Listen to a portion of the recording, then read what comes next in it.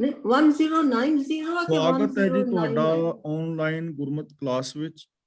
ਜਿਵੇਂ ਕਿ ਆਪ ਸਾਰਿਆਂ ਨੂੰ ਪਤਾ ਹੈ, ਅਸੀਂ ਕੁਝ ਦਿਨ ਤੋਂ ਮਾਰੂ ਕੀ ਵਾਰ ਦੀ ਵਿਚਾਰ ਸਾਂਝੀ ਕਰਕੇ ਜੀਵਨ ਜੁਗਤ ਸਿੱਖਣ ਦਾ ਯਤਨ ਕਰ ਰਹੇ ਹਾਂ। ਕੱਲ ਤੱਕ ਅਸੀਂ 11 ਪੌੜੀਆਂ ਦੀ ਵਿਚਾਰ ਸਾਂਝੀ ਕਰ ਚੁੱਕੇ ਹਾਂ। ਅੱਜ ਅਸੀਂ 12ਵੀਂ ਪੌੜੀ ਦੀ ਵਿਚਾਰ ਆਰੰਭ ਕਰਾਂਗੇ।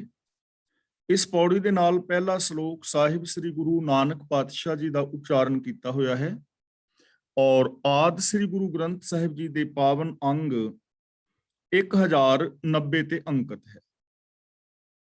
ਸ਼ਲੋਕ ਮਹਿਲਾ ਪਹਿਲਾ। ਹੁਕਮ ਰਜ਼ਾਈ ਸਾਖਤੀ ਦਰਗਾਹ ਸੱਚ ਕਬੂਲ, ਸਾਹਿਬ ਲੇਖਾ ਮੰਗਸੀ ਦੁਨੀਆ ਦੇਖ ਨਾ ਭੂਲ। ਸਾਖਤੀ ਫਾਰਸੀ ਦਾ ਲਫ਼ਜ਼ ਹੈ। ਸਾਖਤੀ ਦਾ ਮਤਲਬ ਬਨਾਵਟ, ਯਾਨੀ ਪ੍ਰਭੂ ਦੇ ਨਾਲ ਜੋੜ, ਪ੍ਰਭੂ ਦੇ ਨਾਲ ਸਾਂਝ। ਰਜ਼ਾਈ ਦਾ ਮਤਲਬ ਰਜ਼ਾ ਦਾ ਮਾਲਕ ਪ੍ਰਭੂ ਆਪ।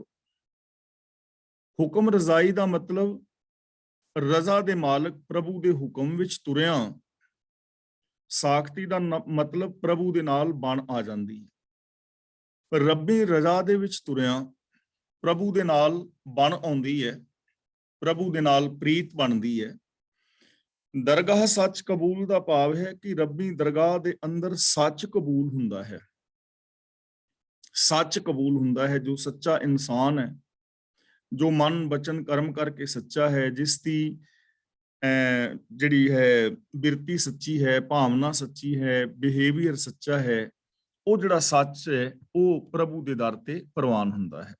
ਤਾਂ ਇੱਥੇ ਸਾਨੂੰ ਦੋ ਚੀਜ਼ਾਂ ਮਿਲੀਆਂ, ਰੱਬੀ ਰਜ਼ਾ ਵਿੱਚ ਤੁਰਨਾ ਔਰ ਸੱਚਾ ਜੀਵਨ ਜੀਣਾ। ਜੋ ਰੱਬੀ ਰਜ਼ਾ ਵਿੱਚ ਤੁਰਦਾ ਹੈ, ਜੋ ਸੱਚੀ ਜ਼ਿੰਦਗੀ ਜੀਂਦਾ ਹੈ, ਉਹ ਰੱਬੀ ਦਰਗਾਹ ਦੇ ਅੰਦਰ ਕਬੂਲ ਹੁੰਦਾ ਹੈ, ਉਹਦੀ ਪ੍ਰਭੂ ਦੇ ਨਾਲ ਪ੍ਰੀਤ ਬਣਦੀ ਹੈ।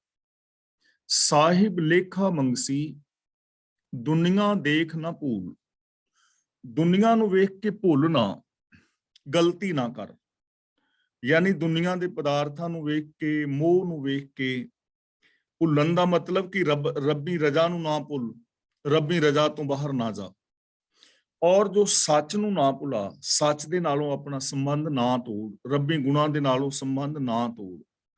ਗੁਰੂ ਜੀ ਕਹਿ ਰਹੇ ਨੇ ਕਿ ਇਹ ਮਨਾ ਦੁਨੀਆ ਨੂੰ ਵੇਖ ਕੇ ਗਲਤੀ ਨਾ ਖਾ, ਸੱਚ ਦੇ ਨਾਲੋਂ ਨਾ ਟੁੱਟ, ਰੱਬੀ ਰਜ਼ਾ ਤੋਂ ਦੂਰ ਨਾ ਜਾ, ਕਿਉਂਕਿ ਰੱਬ ਲੇਖਾ ਮੰਗ ਰਿਹਾ ਹੈ। ਲੇਖਾ ਮੰਗੇਗਾ ਮਤਲਬ ਤੇਰੇ ਕਰਮਾਂ ਦਾ ਲੇਖਾ ਹੋਏਗਾ। ਕਿਵੇਂ? ਲੇਖਾ ਜਿਹੜਾ ਹੈ ਰੱਬੀ ਰਜ਼ਾ ਦੇ ਵਿੱਚ ਲੇਖਾ ਹੋਣਾ ਹੈ। ਜੋ ਅਸੀਂ ਕਰਮ ਕਰ ਰਹੇ ਹਾਂ ਉਹ ਰੱਬੀ ਰਜ਼ਾ ਦਾ ਮਤਲਬ ਜੋ ਹੁਕਮ ਹੈ, ਜੋ ਸਿਸਟਮ ਹੈ, ਉਹਦੇ ਅੰਦਰ ਸਾਨੂੰ ਫਲ ਮਿਲਣਾ ਹੀ ਮਿਲਣਾ ਹੈ। ਚੰਗੇ ਕਰਮ ਕਰਾਂਗੇ ਤਾਂ ਉਹਦਾ ਚੰਗਾ ਫਲ ਨਿਕਲੇਗਾ, ਮਾੜੇ ਕਰਮ ਕਰਾਂਗੇ ਉਹਦਾ ਫਲ ਮਾੜਾ ਨਿਕਲੇਗਾ। ਤਾਂ ਇਸ ਲਈ ਗੁਰੂ ਜੀ ਸਾਨੂੰ ਸਮਝਾ ਰਹੇ ਹਨ ਕਿ ਪਿਆਰਿਓ ਗਲਤੀ ਨਾ ਕਰੋ, ਕਿਉਂਕਿ ਤੁਹਾਨੂੰ ਫਲ ਭੁਗਤਣਾ ਪੈਣਾ ਹੈ ਚੰਗੇ ਮਾੜੇ ਕਰਮਾਂ ਦਾ। ਇਸ ਲਈ ਸੱਚ ਨੂੰ ਹਮੇਸ਼ਾ ਯਾਦ ਰੱਖੋ। ਤੁਹਾਡਾ ਹਰ ਕਰਮ ਵਾਚਿਆ ਜਾ ਰਿਹਾ ਹੈ ਔਰ ਰੱਬੀ ਰਜ਼ਾ ਦੇ ਅੰਦਰ ਹਰ ਕਰਮ ਦਾ ਫਲ ਚੰਗੇ ਜਾਂ ਮਾੜੇ ਰੂਪ ਵਿੱਚ ਮਿਲਣਾ ਹੈ, ਜਿਵੇਂ ਦੇ ਵੀ ਚੰਗੇ ਔਰ ਮਾੜੇ ਕਰਮ ਕਰੋਗੇ। ਦਿਲ ਦਰਵਾਨੀ ਜੋ ਕਰੇ ਦਰਵੇਸ਼ੀ ਦਿਲ ਰਾਸ। ਦਰਵਾਨੀ ਦਾ ਮਤਲਬ ਹੈਗਾ ਰਾਖੀ। ਜਿਵੇਂ ਦਰਵਾਨ ਨਹੀਂ ਖਲੋਤਾ ਹੁੰਦਾ ਦਰਵਾਜ਼ੇ ਤੇ ਕੋਈ ਪਹਿਰੇਦਾਰ, ਉਹਨੂੰ ਦਰਵਾਨੀ ਕਹਿੰਦੇ ਨੇ। ਦਰਵੇਸ਼ੀ ਦਾ ਮਤਲਬ ਫਕੀਰੀ। ਤਾਂ ਗੁਰੂ ਜੀ ਕਹਿੰਦੇ ਨੇ ਜੋ ਮਨੁੱਖ ਦੀ ਦਿਲ ਦੀ ਰਾਖੀ ਕਰਦਾ ਹੈ, ਦਿਲ ਦਰਵਾਨੀ ਜੋ ਕਰੇ। ਦਿਲ ਦਾ ਮਤਲਬ ਇੱਥੇ ਆਪਣਾ ਮਨ, ਜੋ ਆਪਣੇ ਮਨ ਦੀ ਰਾਖੀ ਕਰਦਾ ਹੈ, ਮਨ ਨੂੰ ਵਿਕਾਰਾਂ ਵੱਲ ਨਹੀਂ ਭਟਕਣ ਦਿੰਦਾ। ਦਰਵੇਸ਼ੀ ਦਿਲ ਰਾਸ, ਤੇ ਦਿਲ ਰਾਸ ਦਾ ਮਤਲਬ ਹੈ ਦਿਲ ਨੂੰ, ਮਨ ਨੂੰ ਸਿੱਧੇ ਰਾਹ ਤੇ ਰੱਖਣਾ, ਸੱਚੇ ਰਾਹ ਤੇ ਤੋਰਨਾ। ਇਹ ਫਕੀਰੀ ਕਮਾਉਂਦਾ ਹੈ। ਹੁਣ ਦੇਖੋ ਬਹੁਤ ਸਾਰੇ ਫਕੀਰ ਨੇ ਜੋ ਆਪਣੇ ਘਰ-ਬਾਰ ਨੂੰ, ਗ੍ਰਸਤੀ ਨੂੰ, ਕਾਰੋਬਾਰਾਂ ਨੂੰ ਛੱਡ ਕੇ ਤੇ ਫਕੀਰਾਂ ਵਾਲੇ ਕੱਪੜੇ ਪਾ ਕੇ ਜੰਗਲਾਂ ਵਿੱਚ ਵਿਚਰਦੇ, ਮੰਗ ਕੇ ਖਾਂਦੇ। ਗੁਰੂ ਜੀ ਕਹਿੰਦੇ ਨੇ ਇਹ ਕੋਈ ਫਕੀਰੀ ਨਹੀਂ ਹੈ, ਇਹ ਤਾਂ ਆਪਣੇ ਫਰਜ਼ਾਂ ਤੋਂ ਭੱਜਣ ਵਾਲੀ ਗੱਲ ਹੈ। ਗੱਲ ਅਸਲ 'ਚ ਇਹ ਹੈ ਕਿ ਆਪਣੇ ਮਨ ਦੀ ਰਾਖੀ ਕਰੋ, ਆਪਣੇ ਮਨ ਨੂੰ ਭਟਕਣ ਨਾ ਦਿਓ ਵਿਕਾਰਾਂ ਵੱਲ, ਔਰ ਮਨ ਨੂੰ ਸਿੱਧੇ ਰਾਹ ਤੇ ਤੋਰੋ। ਇਹ ਫਕੀਰੀ ਹੈ। ਜਿਹੜਾ ਇਨਸਾਨ ਆਪਣੇ ਮਨ ਦੀ ਰਾਖੀ ਕਰਦਾ ਹੈ ਔਰ ਜੋ ਆਪਣੇ ਮਨ ਨੂੰ ਸਿੱਧੇ ਰਾਹਾਂ ਤੇ ਤੋਰਨ ਦੀ ਫਕੀਰੀ ਕਮਾਉਂਦਾ ਹੈ। ਇਸ਼ਕ ਮੁਹੱਬਤ ਨਾਨਕਾ ਲੇਖਾ ਕਰਤੇ ਪਾਸ। ਉਹਦੇ ਪਿਆਰ ਔਰ ਮੁਹੱਬਤ ਦਾ ਹਿਸਾਬ ਕਰਤਾਰ ਦੇ ਕੋਲ ਹੁੰਦਾ ਹੈ। ਇਸ਼ਕ ਮੁਹੱਬਤ ਨਾਨਕਾ, ਇਸ਼ਕ ਮੁਹੱਬਤ ਦਾ ਮਤਲਬ ਪਿਆਰ ਮੁਹੱਬਤ, ਜੋ ਰੱਬ ਦੇ ਨਾਲ ਪਿਆਰ ਹੈ, ਉਹਦਾ ਲੇਖਾ ਵੀ ਰੱਬ ਦੇ ਕੋਲ ਹੈ। ਪਿਛਲੀਆਂ ਪੰਕਤੀਆਂ 'ਚ ਕਿਹਾ ਹੈ ਨਾ ਕਿ ਕਰਮਾਂ ਦਾ ਲੇਖਾ ਹੋਣਾ ਹੈ, ਇਸ ਲਈ ਭਟਕੋ ਨਾ, ਭੁੱਲੋ ਨਾ, ਗਲਤੀਆਂ ਨਾ ਕਰੋ, ਮਾੜੇ ਕਰਮਾਂ ਦਾ ਫਲ ਮਿਲੇਗਾ।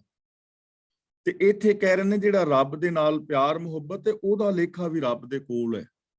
ਇਸ ਸਿਸਟਮ ਦੇ ਅੰਦਰ, ਕੁਦਰਤ ਦੇ ਅੰਦਰ ਜੇ ਪਿਆਰ ਮੁਹੱਬਤ ਵਾਲੀ ਜ਼ਿੰਦਗੀ ਜੀਵੋਗੇ, ਉਹਦਾ ਵੀ ਤੁਹਾਨੂੰ ਫਲ ਚੰਗੇ ਰੂਪ ਦੇ ਅੰਦਰ ਮਿਲੇਗਾ।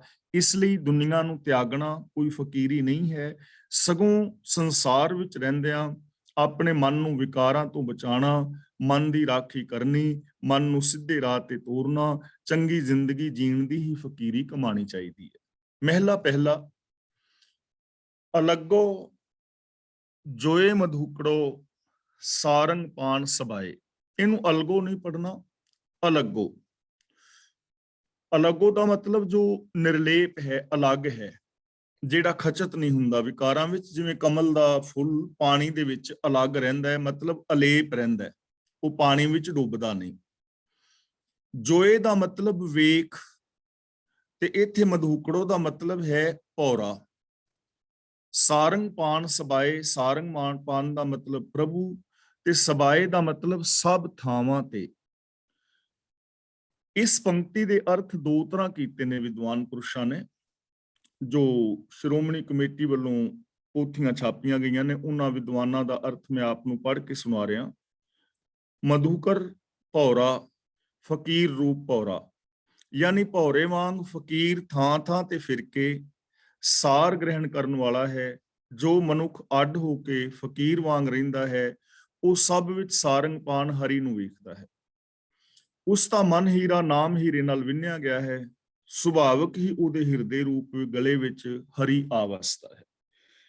ਹੁਣ ਕਈਆਂ ਨੇ ਇੱਥੇ ਅਰਥ ਜਿਹੜਾ ਹੈ ਮਧੂਕੜੋ ਦਾ ਮਤਲਬ ਮਧੂਕੜੀ ਕੀਤਾ ਹੈ, ਥਾਂ ਥਾਂ ਤੋਂ ਮੰਗਿਆ ਹੋਇਆ ਟੁੱਕਰ। ਲੇਕਿਨ ਇੱਥੇ ਮਧੂਕੜੀ ਅਰਥ ਕਰਨਾ ਬਿਲਕੁਲ ਗਲਤ ਹੈ। ਹੁਣ ਭੌਰੇ ਵਾਂਗ ਫਕੀਰ, ਥਾਂ ਥਾਂ ਤੋਂ ਸਾਰ ਗ੍ਰਹਿਣ ਕਰਨ ਵਾਲਾ, ਇੱਥੇ ਅਰਥ ਵਿੱਚ ਵੀ ਮੰਗ ਖਾਣ ਦੀ ਝਲਕ ਪੈਂਦੀ ਹੈ। ਪਰ ਗੁਰੂ ਨਾਨਕ ਦੇਵ ਜੀ ਨੇ ਮੰਗਤਿਆਂ ਦਾ ਟੋਲਾ ਪੈਦਾ ਨਹੀਂ ਕੀਤਾ। ਇੱਥੇ ਭੌਰੇ ਦਾ ਨਿਰਲੇਪਤਾ ਦਾ ਗੁਣ ਹੀ ਲਿਆ ਜਾ ਸਕਦਾ ਹੈ, ਜਿਵੇਂ ਪਿਛਲੇ ਸ਼ਲੋਕ ਵਿੱਚ ਦਿਲ ਦਰਵਾਨੀ ਹੈ। ਇਹ ਭਾਈ ਸਾਹਿਬ ਸਿੰਘ ਜੀ ਲਿਖ ਰਹੇ ਨੇ, ਇਹ ਵੀ ਮੈਂ ਆਪ ਨੂੰ ਸੇਮ ਵਰਡਿੰਗ ਵਿੱਚ ਪੜ੍ਹ ਕੇ ਹੀ ਸੁਣਾਇਆ ਹੈ।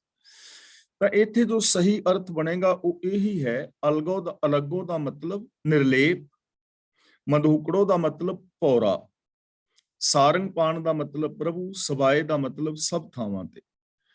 ਤਾਂ ਜਿਹੜਾ ਜੀਵ ਨਿਰਲੇਪ ਰਹਿ ਕੇ ਹਰ ਥਾਂ ਤੇ ਪ੍ਰਭੂ ਨੂੰ ਤੱਕਦਾ ਹੈ, ਯਾਨੀ ਇਸ ਸੰਸਾਰ ਨੂੰ ਛੱਡਣਾ ਨਹੀਂ, ਭੀਖ ਆਦਿਕ ਮੰਗਣ ਦਾ ਤਾਂ ਸਵਾਲ ਹੀ ਨਹੀਂ ਪੈਦਾ ਹੁੰਦਾ। ਸੰਸਾਰ ਦੇ ਅੰਦਰ ਰਹਿੰਦਿਆਂ ਵਿਕਾਰਾਂ ਤੋਂ ਨਿਰਲੇਪ ਹੋ ਕੇ ਸਭ ਥਾਵਾਂ ਤੇ ਪ੍ਰਭੂ ਨੂੰ ਵੇਖਣਾ ਹੈ, ਹਰ ਇੱਕ ਦੇ ਨਾਲ ਪ੍ਰਭੂ ਦਾ ਪਿਆਰ, ਪ੍ਰਭੂ ਵਰਗਾ ਪਿਆਰ ਵਿਹਾਰ ਕਰਨਾ ਹੈ।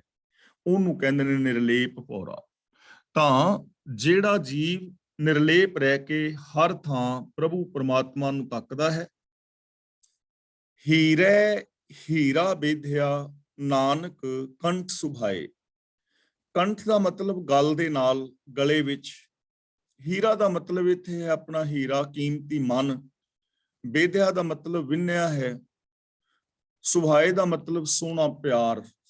ਤਾਂ ਗੁਰੂ ਪਾਤਸ਼ਾਹ ਜੀ ਕਹਿੰਦੇ ਨੇ, ਜਿਸ ਦਾ ਮਨ ਪ੍ਰਭੂ ਦੇ ਸ਼ੁਭ ਗੁਣਾਂ ਦੇ ਨਾਲ ਪਰੁੱਤਾ ਗਿਆ ਹੈ, ਉਹ ਪ੍ਰਭੂ ਪ੍ਰੇਮ ਦੀ ਰਾਹੀਂ, ਉਹ ਜਿਹੜਾ ਮਨ ਹੈ ਉਹ ਪ੍ਰਭੂ ਪ੍ਰੇਮ ਦੀ ਰਾਹੀਂ ਪ੍ਰਭੂ ਦੇ ਨਾਲ ਗੱਲ ਵਿੱਚ ਲੱਗਾ ਰਹਿੰਦਾ ਹੈ। ਦੁਬਾਰਾ ਫਿਰ ਇਸ ਨੂੰ ਸੁਣ ਲਓ। ਹੀਰੇ ਹੀਰਾ ਬੇਧਿਆ ਦਾ ਮਤਲਬ ਜਿਸ ਨੇ ਪ੍ਰਭੂ ਦੇ ਸ਼ੁਭ ਗੁਣਾਂ ਨਾਲ, ਰੱਬੀ ਰਜ਼ਾ ਦੇ ਪਿਆਰ ਨਾਲ ਆਪਣੇ ਮਨ ਨੂੰ ਵਿੰਨ ਲਿਆ। ਮਤਲਬ ਕਿ ਜਿਸ ਤੇ ਕੀਮਤੀ ਮਨ ਦੇ ਅੰਦਰ ਪ੍ਰਭੂ ਦਾ ਪ੍ਰੇਮ ਵਸ ਗਿਆ ਹੈ, ਨਾਨਕ ਕੰਠ ਸੁਭਾਏ, ਉਹ ਇਸ ਸੋਹਣੇ ਪ੍ਰੇਮ ਦੇ ਸਦਕਾ ਰੱਬ ਦੇ ਗੱਲ ਲੱਗਾ ਰਹਿੰਦਾ ਹੈ, ਰੱਬ ਦੇ ਚਰਨਾਂ ਵਿੱਚ ਜੁੜਿਆ ਰਹਿੰਦਾ ਹੈ। ਉਹਦੀ ਪ੍ਰੀਤ ਹਮੇਸ਼ਾ ਪ੍ਰਭੂ ਦੇ ਨਾਲ ਬਣੀ ਰਹਿੰਦੀ ਹੈ। ਕਿਸ਼ਤੀ ਜੋ ਸੰਸਾਰ ਵਿੱਚ ਰਹਿੰਦਾ ਵਿਕਾਰਾਂ ਤੋਂ ਨਿਰਲੇਪ ਰਹਿੰਦਾ ਹੈ, ਆਪਣੇ ਮਨ ਨੂੰ ਪ੍ਰਭੂ ਪ੍ਰੀਤ ਦੇ ਨਾਲ ਵਿੰਨੀ ਰੱਖਦਾ ਹੈ, ਉਹ ਹਮੇਸ਼ਾ ਪ੍ਰਭੂ ਦੇ ਚਰਨਾਂ ਦੇ ਨਾਲ, ਗੁਣਾਂ ਦੇ ਨਾਲ, ਰਜ਼ਾ ਦੇ ਨਾਲ ਜੁੜਿਆ ਰਹਿੰਦਾ ਹੈ। ਪੌੜੀ, ਮਨਮੁਖ ਕਾਲ ਵਿਆਪਦਾ ਮੋਹ ਮਾਇਆ ਲਾਗੇ। ਮਨਮੁਖ ਦਾ ਮਤਲਬ ਆਪ ਖੁਦਰਾ ਮਨੁੱਖ, ਜੋ ਮਨ ਦਾ ਗੁਲਾਮ ਹੈ, ਜੋ ਆਪਣੇ ਮਨ ਨੂੰ ਵਿਕਾਰਾਂ ਵੱਲੋਂ ਨਹੀਂ ਰੋਕਦਾ, ਜੋ ਇਸ ਸੰਸਾਰ ਦੇ ਅੰਦਰ ਵਿਸ਼ੇ ਵਿਕਾਰ ਕਮਾਉਂਦਾ, ਮੇਰ ਤੇਰ ਦੇ ਵਿਤਕਰੇ ਕਰਦਾ, ਜਾਂ ਵਿਕਾਰੀ ਜ਼ਿੰਦਗੀ ਜੀ ਰਿਹਾ ਹੈ, ਆਪ ਖੁਦਰੀ ਜ਼ਿੰਦਗੀ ਜੀ ਰਿਹਾ ਹੈ। ਤਾਂ ਮਨ ਦੇ ਗੁਲਾਮ ਮਨੁੱਖ ਜਿਹੜੇ ਨੇ ਮਾਇਆ ਦੇ ਮੋਹ ਵਿੱਚ ਮਸਤ ਰਹਿੰਦੇ ਨੇ। ਮਨਮੁਖ ਕਾਲ ਵਿਆਪਦਾ ਦਾ ਮਤਲਬ ਮਸਤ ਰਹਿੰਦੇ ਨੇ। ਮੋਹ ਮਾਇਆ ਲਾਗੇ, ਜਿਹੜੇ ਮਾਇਆ ਦੇ ਮੋਹ ਵਿੱਚ ਲੱਗੇ ਨੇ, ਉਹਨਾਂ ਨੂੰ ਕਾਲ ਵਿਆਪਦਾ ਹੈ, ਦੁਖੀ ਕਰਦਾ ਹੈ। ਹੁਣ ਇੱਥੇ ਕਾਲ ਦਾ ਮਤਲਬ ਹੈ ਆਤਮਕ ਮੌਤ। ਉਹਨਾਂ ਨੂੰ ਆਤਮਕ ਮੌਤ ਜੋ ਹੈ ਘੇਰੀ ਰੱਖਦੀ ਹੈ। ਉਹ ਆਤਮਕ ਮੌਤ ਦੇ ਸਕੰਜੇ ਵਿੱਚ ਆਏ ਰਹਿੰਦੇ ਨੇ। ਉਹਨਾਂ ਦੇ ਅੰਦਰੋਂ ਇਨਸਾਨੀਅਤ ਮਰੀ ਰਹਿੰਦੀ ਹੈ।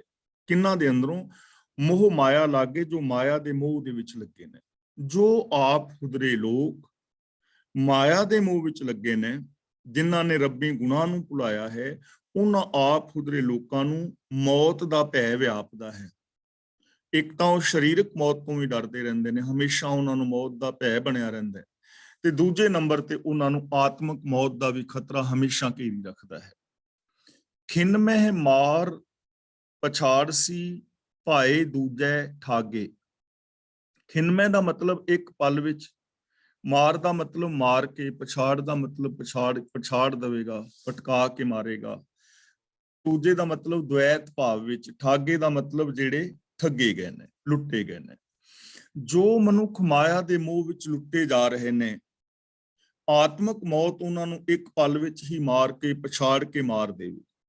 ਜਿਹੜੇ ਦੂਜੇ ਭਾਵ ਵਿੱਚ ਠੱਗੇ ਜਾ ਰਹੇ ਨੇ, ਯਾਨੀ ਜਿਨ੍ਹਾਂ ਨੇ ਸੱਚ ਨੂੰ ਛੱਡ ਦਿੱਤਾ ਹੈ, ਰੱਬੀ ਗੁਨਾਹ ਨੂੰ ਤਿਆਗ ਦਿੱਤਾ ਹੈ, ਜੋ ਰੱਬੀ ਰਜ਼ਾ ਵਿੱਚ ਨਹੀਂ ਚੱਲ ਰਹੇ, ਵਿਸ਼ੇ ਵਿਕਾਰਾਂ ਵਿੱਚ ਪਏ ਨੇ, ਤਾਂ ਇੱਕ ਪਲ ਦੇ ਵਿੱਚ ਹੀ ਆਤਮਕ ਮੌਤ ਉਹਨਾਂ ਨੂੰ ਪਛਾੜ ਕੇ ਮਾਰ ਦੇਵੇਗੀ। ਭਾਵ ਇੱਕ ਪਲ ਵਿੱਚ ਹੀ ਉਹ ਆਤਮਕ ਮੌਤ ਤੇ ਮਰ ਜਾਣਗੇ। ਇਹ ਵਿਚਾਰ ਅਸੀਂ ਕਈ ਵਾਰ ਸਾਂਝੀ ਕਰ ਚੁੱਕੇ ਹਾਂ ਕਿ ਜਿਸ ਪਲ ਮਨੁੱਖ ਸੱਚ ਦੇ ਨਾਲੋਂ ਟੁੱਟਦਾ ਹੈ, ਉਸ ਪਲ ਉਹਦੀ ਅੰਦਰੋਂ ਜ਼ਮੀਰ ਮਰ ਜਾਂਦੀ ਹੈ, ਇਨਸਾਨੀਅਤ ਮਰ ਜਾਂਦੀ ਹੈ, ਉਹਦੀ ਆਤਮਕ ਮੌਤ ਹੋ ਜਾਂਦੀ। ਫਿਰ ਵੇਲਾ ਹੱਥ ਨਾ ਆਵਈ ਜਮ ਕਾ ਡੰਡ ਲਾਗੇ। ਡੰਡ ਦਾ ਮਤਲਬ ਸਜ਼ਾ, ਆਤਮਕ ਮੌਤ ਦੀ ਸਜ਼ਾ ਮਿਲਦੀ ਹੈ। ਆਤਮਕ ਮੌਤ ਸਿਰ ਤੇ ਆ ਜਾਂਦੀ ਹੈ, ਆਤਮਕ ਮੌਤ ਤੇ ਬੰਦਾ ਮਰ ਜਾਂਦਾ ਹੈ। ਫਿਰ ਵੇਲਾ ਹੱਥ ਨਾ ਆਵਈ, ਉਹ ਵੇਲਾ ਫਿਰ ਹੱਥ ਨਹੀਂ ਆਉਂਦਾ, ਕਿਉਂਕਿ ਜੋ ਸਮਾਂ ਲੰਘ ਗਿਆ। ਤੇ ਲੰਘੇ ਹੋਏ ਸਮੇਂ ਦੇ ਅੰਦਰ ਜੋ ਕੋਈ ਵਿਸ਼ੇ ਵਿਕਾਰ ਬੰਦੇ ਨੇ ਕਮਾ ਲਿਆ, ਹੁਣ ਉਹ ਸਮਾਂ ਵਾਪਸ ਨਹੀਂ ਆ ਸਕਦਾ ਕਿ ਉਸ ਕਰਮ ਨੂੰ ਵਾਪਸ ਕੀਤਾ ਜਾ ਸਕੇ। ਬੀਤੇ ਸਮੇਂ ਨੂੰ ਅਸੀਂ ਵਾਪਸ ਲਿਆ ਨਹੀਂ ਸਕਦੇ, ਜੋ ਵੀ ਅਸੀਂ ਚੰਗਾ ਮਾੜਾ ਕਰ ਚੁੱਕੇ ਹਾਂ। ਤਾਂ ਇਸ ਲਈ ਅਖੀਰ ਫਿਰ ਕੀ ਹੁੰਦਾ ਹੈ? ਜੀਵਨ ਦੇ ਅੰਦਰ ਪਛਤਾਵਾ ਰਹਿ ਜਾਂਦਾ ਹੈ। ਇਸ ਲਈ ਮਨੁੱਖ ਨੂੰ ਕੋਈ ਐਸਾ ਕਰਮ ਨਹੀਂ ਕਰਨਾ ਚਾਹੀਦਾ ਜਿਸ ਕਰਕੇ ਉਹਦੀ ਜ਼ਿੰਦਗੀ ਵਿੱਚ ਪਛਤਾਵਾ ਪੈਦਾ ਹੋ ਜਾਏ ਤੇ ਫਿਰ ਉਸ ਪਛਤਾਵੇ ਦਾ ਕੋਈ ਹੱਲ ਨਾ ਹੋਵੇ। ਤਾਂ ਜਿਸ ਵੇਲੇ ਮੌਤ ਦਾ ਡੰਡਾ ਆ ਵੱਜਦਾ ਹੈ, ਸਿਰ ਤੇ ਮੌਤ ਆਤਮਕ ਆ ਕੂਕਦੀ ਹੈ, ਫਿਰ ਉਹ ਵੇਲਾ ਬੀਤਿਆ ਹੋਇਆ ਹੱਥ ਨਹੀਂ ਆਉਂਦਾ, ਫਿਰ ਕੇਵਲ ਪਛਤਾਵਾ ਜ਼ਿੰਦਗੀ ਵਿੱਚ ਰਹਿ ਜਾਂਦਾ ਹੈ। ਇਸ ਆਤਮਕ ਮੌਤ ਦੇ ਡੰਡੇ ਤੋਂ ਕੌਣ ਬਚਦਾ ਹੈ ਜਾਂ ਕਿਵੇਂ ਬਚਿਆ ਜਾ ਸਕਦਾ ਹੈ? ਤਾਂ ਗੁਰੂ ਜੀ ਸਾਨੂੰ ਸਮਝਾ ਰਹੇ ਨੇ, ਤਿੰਨ ਜਮ ਡੰਡ ਨਾ ਲੱਗਈ ਜੋ ਹਰ ਲਿਵ ਜਾਗੇ। ਹਰ ਲਿਵ ਦਾ ਮਤਲਬ ਜਿਨ੍ਹਾਂ ਦੇ ਅੰਦਰ ਹਰੀ ਦੀ ਲਗਨ ਹੈ, ਹਰੀ ਦੇ ਗੁਣਾਂ ਨੂੰ ਧਾਰਨ ਕਰਨ ਦੀ ਲਗਨ ਹੈ, ਜਿਨ੍ਹਾਂ ਦੇ ਅੰਦਰ ਰੱਬੀ ਰਜ਼ਾ ਵਿੱਚ ਤੁਰਨ ਦੀ ਲਗਨ ਹੈ। ਔਰ ਜਾਗੇ ਦਾ ਮਤਲਬ ਜਿਹੜੇ ਹਮੇਸ਼ਾ ਸੁਚੇਤ ਨੇ ਕਿ ਕੋਈ ਮਾੜਾ ਕਰਮ ਨਹੀਂ ਕਰਨਾ, ਜਿਨ੍ਹਾਂ ਦੇ ਅੰਦਰ ਕਾਮਨ ਸੈਂਸ ਹੈ, ਵਿਵੇਕ ਬੁੱਧ ਹੈ, ਜੋ ਕੋਈ ਵੀ ਕਰਮ ਕਰਨ ਤੋਂ ਪਹਿਲਾਂ ਉਹਦੇ ਰਿਜ਼ਲਟ ਬਾਰੇ ਸੋਚਦੇ ਨੇ, ਸੁਚੇਤ ਨੇ, ਜੋ ਜੀਵਨ ਰਾਹ ਦੇ ਸਹੀ ਰਾਹ ਤੇ ਚੱਲ ਰਹੇ ਨੇ, ਉਹਨਾਂ ਨੂੰ ਕਦੇ ਵੀ ਆਤਮਕ ਮੌਤ ਨਹੀਂ ਘੇਰਦੀ, ਉਹਨਾਂ ਨੂੰ ਆਤਮਕ ਮੌਤ ਨਹੀਂ ਪਾਉਂਦੀ, ਜਿਨ੍ਹਾਂ ਦੇ ਅੰਦਰ ਰੱਬੀ ਗੁਣਾਂ ਦੀ ਲਗਨ ਹੈ ਔਰ ਜੋ ਇਸ ਗੱਲੋਂ ਸੁਚੇਤ ਨੇ। ਸਭ ਤੇਰੀ ਤੁਧ ਛਡਾਵਣੀ, ਸਭ ਤੁਧ ਹੈ ਲਾਗੇ। ਇੱਥੇ ਲਾਗੇ ਦਾ ਮਤਲਬ ਲੱਗੇ ਨੇ, ਭਾਵ ਤੇਰੇ ਆਸਰੇ ਨੇ ਕਿ ਹੇ ਪ੍ਰਭੂ ਸਾਰੀ ਸ੍ਰਿਸ਼ਟੀ ਤੇਰੀ ਹੈ। ਤੁਧ ਛਡਾਵਣੀ ਦਾ ਮਤਲਬ ਤੂੰ ਹੀ ਇਸ ਨੂੰ ਮਾਇਆ ਮੋਹ ਤੋਂ ਛੁਡਾ ਸਕਦਾ ਹੈ, ਭਾਵ ਤੇਰੇ ਚਰਨਾਂ ਨਾਲ ਜੁੜ ਕੇ ਹੀ ਲੋਕ ਛੁੱਟ ਸਕਦੇ ਨੇ। ਸਭ ਤੁਧ ਹੈ ਲਾਗੇ ਦਾ ਮਤਲਬ ਸਾਰਿਆਂ ਨੂੰ ਤੇਰਾ ਹੀ ਆਸਰਾ ਹੈ। ਸਾਰੀ ਕਾਇਨਾਤ ਤੇਰੇ ਹੁਕਮ ਦੇ ਵਿੱਚ ਹੈ, ਤੇਰੇ ਹੁਕਮ ਵਿੱਚ ਤੁਰਿਆ ਹੀ ਵਿਕਾਰਾਂ ਤੋਂ ਬਚਿਆ ਜਾ ਸਕਦਾ ਹੈ ਔਰ ਸਾਰੀ ਸ੍ਰਿਸ਼ਟੀ ਤੇਰੇ ਹੁਕਮ ਵਿੱਚ ਤੇਰੇ ਆਸਰੇ ਹੀ ਹੈ। ਹੁਣ ਰੱਬੀ ਹੁਕਮ ਤੋਂ ਬਾਹਰ ਇਸ ਸ੍ਰਿਸ਼ਟੀ ਵਿੱਚ ਕੁਝ ਵੀ ਨਹੀਂ ਹੋ ਸਕਦਾ, ਕਿ ਜਿਹੜਾ ਰੱਬੀ ਹੁਕਮ ਤੋਂ ਉਲਟ ਚੱਲੇਗਾ ਉਹ ਆਤਮਕ ਮੌਤ ਤੇ ਮਰੇਗਾ। ਤੇ ਇਸ ਆਤਮਕ ਮੌਤ ਤੋਂ ਬਚਣ ਵਾਸਤੇ ਰੱਬੀ ਰਜਾ ਹੀ ਇੱਕੋ ਇੱਕ ਸਾਧਨ ਹੈ, ਰੱਬੀ ਗੁਣ ਹੀ ਇੱਕੋ ਇੱਕ ਸਾਧਨ ਹੈ। ਸ਼ਲੋਕ ਮਹਿਲਾ ਪਹਿਲਾ। ਸਰਬੇ ਜੋਏ ਅਗਛਮੀ ਦੂਖ ਕਨੇਰੋ ਆਤ। ਸਰਬੇ ਦਾ ਮਤਲਬ ਸਭ ਥਾਵਾਂ ਤੇ, ਜੋਏ ਦਾ ਮਤਲਬ ਵੇਖ, ਅਗਛਮੀ ਦਾ ਮਤਲਬ ਜਿਸ ਦਾ ਕਦੇ ਵਿਨਾਸ਼ ਨਹੀਂ ਹੋਣਾ, ਜੋ ਨਾਸ਼ ਹੋਣ ਵਾਲਾ ਨਹੀਂ ਹੈ। ਕਨੇਰੋ ਦਾ ਮਤਲਬ ਬਹੁਤ ਜ਼ਿਆਦਾ, ਆਥ ਦਾ ਮਤਲਬ ਮਾਇਆ ਵਿੱਚ। ਹੁਣ ਇੱਥੇ ਵੀ ਵਿਦਵਾਨ ਪੁਰਸ਼ਾਂ ਦੇ ਅਰਥਾਂ ਵਿੱਚ ਥੋੜਾ ਜਿਹਾ ਮਤਭੇਦ ਹੈ ਕਿ ਜੋ ਮਨੁੱਖ ਸਾਰੀ ਸ੍ਰਿਸ਼ਟੀ ਨੂੰ ਨਾਸ ਹੋਣ ਵਾਲੀ ਵੇਖਦਾ ਹੈ ਉਹਨੂੰ ਬੜਾ ਦੁੱਖ ਵਿਆਪਦਾ ਹੈ। ਇੱਕ ਅਰਥ ਤਾਂ ਇਹ ਕੀਤਾ ਹੈ, ਭਾਈ ਸਾਹਿਬ ਸਿੰਘ ਜੀ ਵੀ ਇਹੀ ਕਰ ਰਹੇ ਨੇ। ਤੇ ਦੂਜਾ ਅਰਥ ਇਹ ਕੀਤਾ ਹੈ ਕਿ ਸਰਬੇ ਜੋਏ ਅਗਛਮੀ, ਕਿ ਸਾਰਿਆਂ ਦੇ ਵਿੱਚ ਸਦਾ ਥਿਰ ਰਹਿਣ ਵਾਲੇ ਪ੍ਰਭੂ ਨੂੰ ਵੇਖ।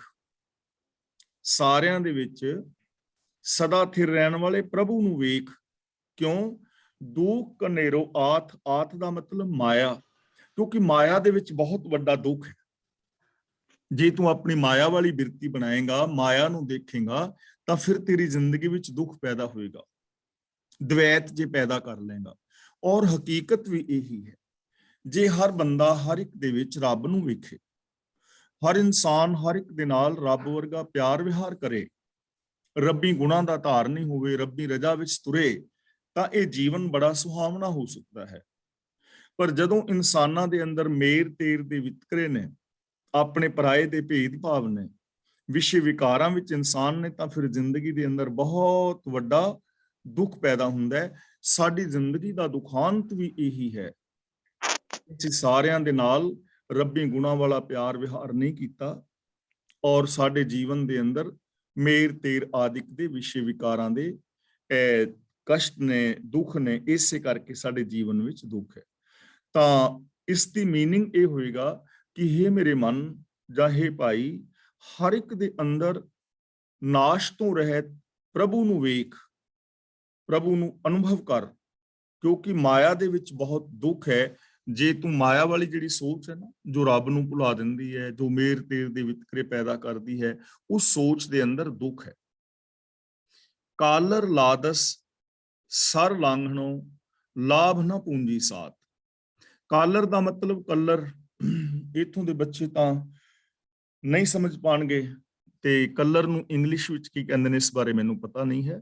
ਤੇ ਜਿਹੜੇ ਤੁਸੀਂ ਵੱਡੇ ਵੀਰ ਭੈਣਾਂ ਇੰਡੀਆ ਤੋਂ ਆਏ ਹੋ, ਸਾਰੇ ਕਲਰ ਨੂੰ ਸਮਝਦੇ ਹੋ। ਕਲਰ ਜਿਹੜਾ ਹੈ ਪਾਣੀ ਦੇ ਵਿੱਚ ਖੁਰ ਜਾਂਦਾ ਹੈ, ਕਲਰ ਵਾਲੀਆਂ ਦੀਵਾਰਾਂ ਜਿਹੜੀਆਂ ਨੇ ਉਹ ਡਿੱਗ ਜਾਂਦੀਆਂ ਨੇ।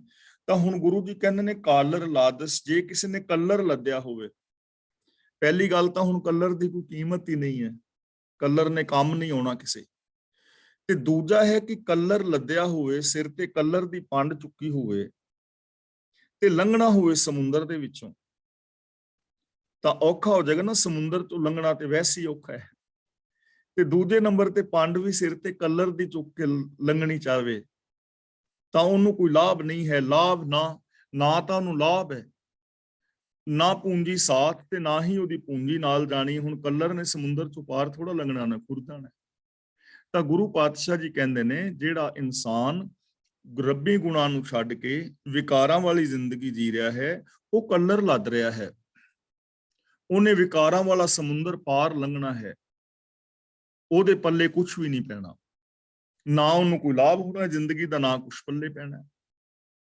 ਤਾਂ ਇਹਦਾ ਮਤਲਬ ਇਹ ਹੋਇਆ ਕਿ ਜੋ ਵਿਸ਼ੇ ਵਿਕਾਰ ਨੇ, ਇਹਨਾਂ ਵਾਲੀ ਜ਼ਿੰਦਗੀ ਜੀਣੀ ਵਿਅਰਥ ਹੈ, ਇਹਨਾਂ ਦੇ ਵਿੱਚੋਂ ਕੁਝ ਵੀ ਪੱਲੇ ਨਹੀਂ ਪੈਂਦਾ, ਔਰ ਆਤਮਿਕ ਜੀਵਨ ਦੇ ਅੰਦਰ ਇਹ ਸਾਥ ਨਹੀਂ ਦਿੰਦੇ। ਮਹਿਲਾ ਪਹਿਲਾ। ਪੂੰਜੀ ਸਾਚੋ ਨਾਮ ਤੂੰ ਅਖੁੱਟੋ ਦਰਬ ਅਪਾਰ। ਅਖੁੱਟੋ ਦਾ ਮਤਲਬ ਅਖੁੱਟ, ਜਿਹਨੇ ਕਦੇ ਮੁੱਕਣਾ ਨਹੀਂ। ਦਰਬ ਦਾ ਮਤਲਬ ਧਨ, ਅਪਾਰ ਦਾ ਮਤਲਬ ਪਾਰ ਤੋਂ ਰਹਿਤ। ਇੱਥੇ ਤੂੰ ਦਾ ਮਤਲਬ ਹੈ ਤੇਰਾ, ਸਾਚੋ ਨਾਮ ਤੂੰ ਦਾ ਮਤਲਬ ਤੇਰਾ ਸੱਚਾ ਨਾਮ। ਜਿਸ ਮਨੁੱਖ ਦੇ ਕੋਲ ਪ੍ਰਭੂ ਦੀ ਸਿਫਤ ਸਲਾਹ ਦੀ ਸੱਚੇ ਹੁਕਮ ਦੀ ਪੂੰਜੀ ਹੈ, ਜਿਹਦੇ ਕੋਲ ਨਾ ਮੁੱਕਣ ਵਾਲਾ ਬੇਅੰਤ ਧਨ ਹੈ, ਤਾਂ ਨਾ ਮੁੱਕਣ ਵਾਲਾ ਧਨ ਕਿਹੜਾ ਹੈ? ਪ੍ਰਭੂ ਦਾ ਨਾਮ। ਨਾਮ ਦਾ ਮਤਲਬ ਹੁਕਮ, ਨਾਮ ਦਾ ਮਤਲਬ ਸਿਫਤ ਸਲਾਹ। ਇਹ ਸੱਚਾ ਧਨ ਹੈ, ਇਹ ਅਮੁੱਕ ਹੈ, ਇਹ ਪਾਰ ਤੋਂ ਰਹਿਤ ਹੈ, ਇਹਦੀ ਕੀਮਤ ਨਹੀਂ ਪਾਈ ਜਾ ਸਕਦੀ। ਤਾਂ ਹੇ ਪ੍ਰਭੂ, ਜਿਹਦੇ ਕੋਲ ਸੱਚ ਦੀ ਸ਼ੁਭ ਗੁਣਾਂ ਦੀ ਪੂੰਜੀ ਹੈ, ਇੱਕ ਨੇ ਤੇ ਕਲਰ ਲੱਦਿਆ ਹੈ, ਇੱਕ ਦੇ ਕੋਲ ਇਹ ਸ਼ੁਭ ਗੁਣਾਂ ਦੀ ਨਾਮ ਦੀ ਪੂੰਜੀ ਹੈ। ਨਾਨਕ ਵਖਰ ਨਿਰਮਲੋ ਧਨ ਸ਼ਾਹ ਵਪਾਰ। ਵਖਰ ਦਾ ਮਤਲਬ ਸੌਦਾ, ਸ਼ਾਹ ਦਾ ਮਤਲਬ ਸ਼ਾਹੂਕਾਰ, ਵਪਾਰ ਦਾ ਮਤਲਬ ਵਪਾਰੀ, ਵਪਾਰ, ਵਣਜ। ਜਿਸ ਦੇ ਕੋਲ ਇਹ ਪਵਿੱਤਰ ਸੌਦਾ ਹੈ, ਸ਼ੁਭ ਗੁਣਾਂ ਦਾ, ਸੱਚ ਦਾ, ਪ੍ਰਭੂ ਦੀ ਸਿਫਤ ਸਲਾਹ ਦਾ, ਤਾਂ ਗੁਰੂ ਪਾਤਸ਼ਾਹ ਜੀ ਕਹਿੰਦੇ ਨੇ ਉਹ ਸ਼ਾਹ ਧਨ ਹੈ ਔਰ ਉਹਦਾ ਵਪਾਰ ਧਨ, ਉਹਦੇ ਜੀਵਨ ਦਾ ਢੰਗ ਧਨ ਹੈ।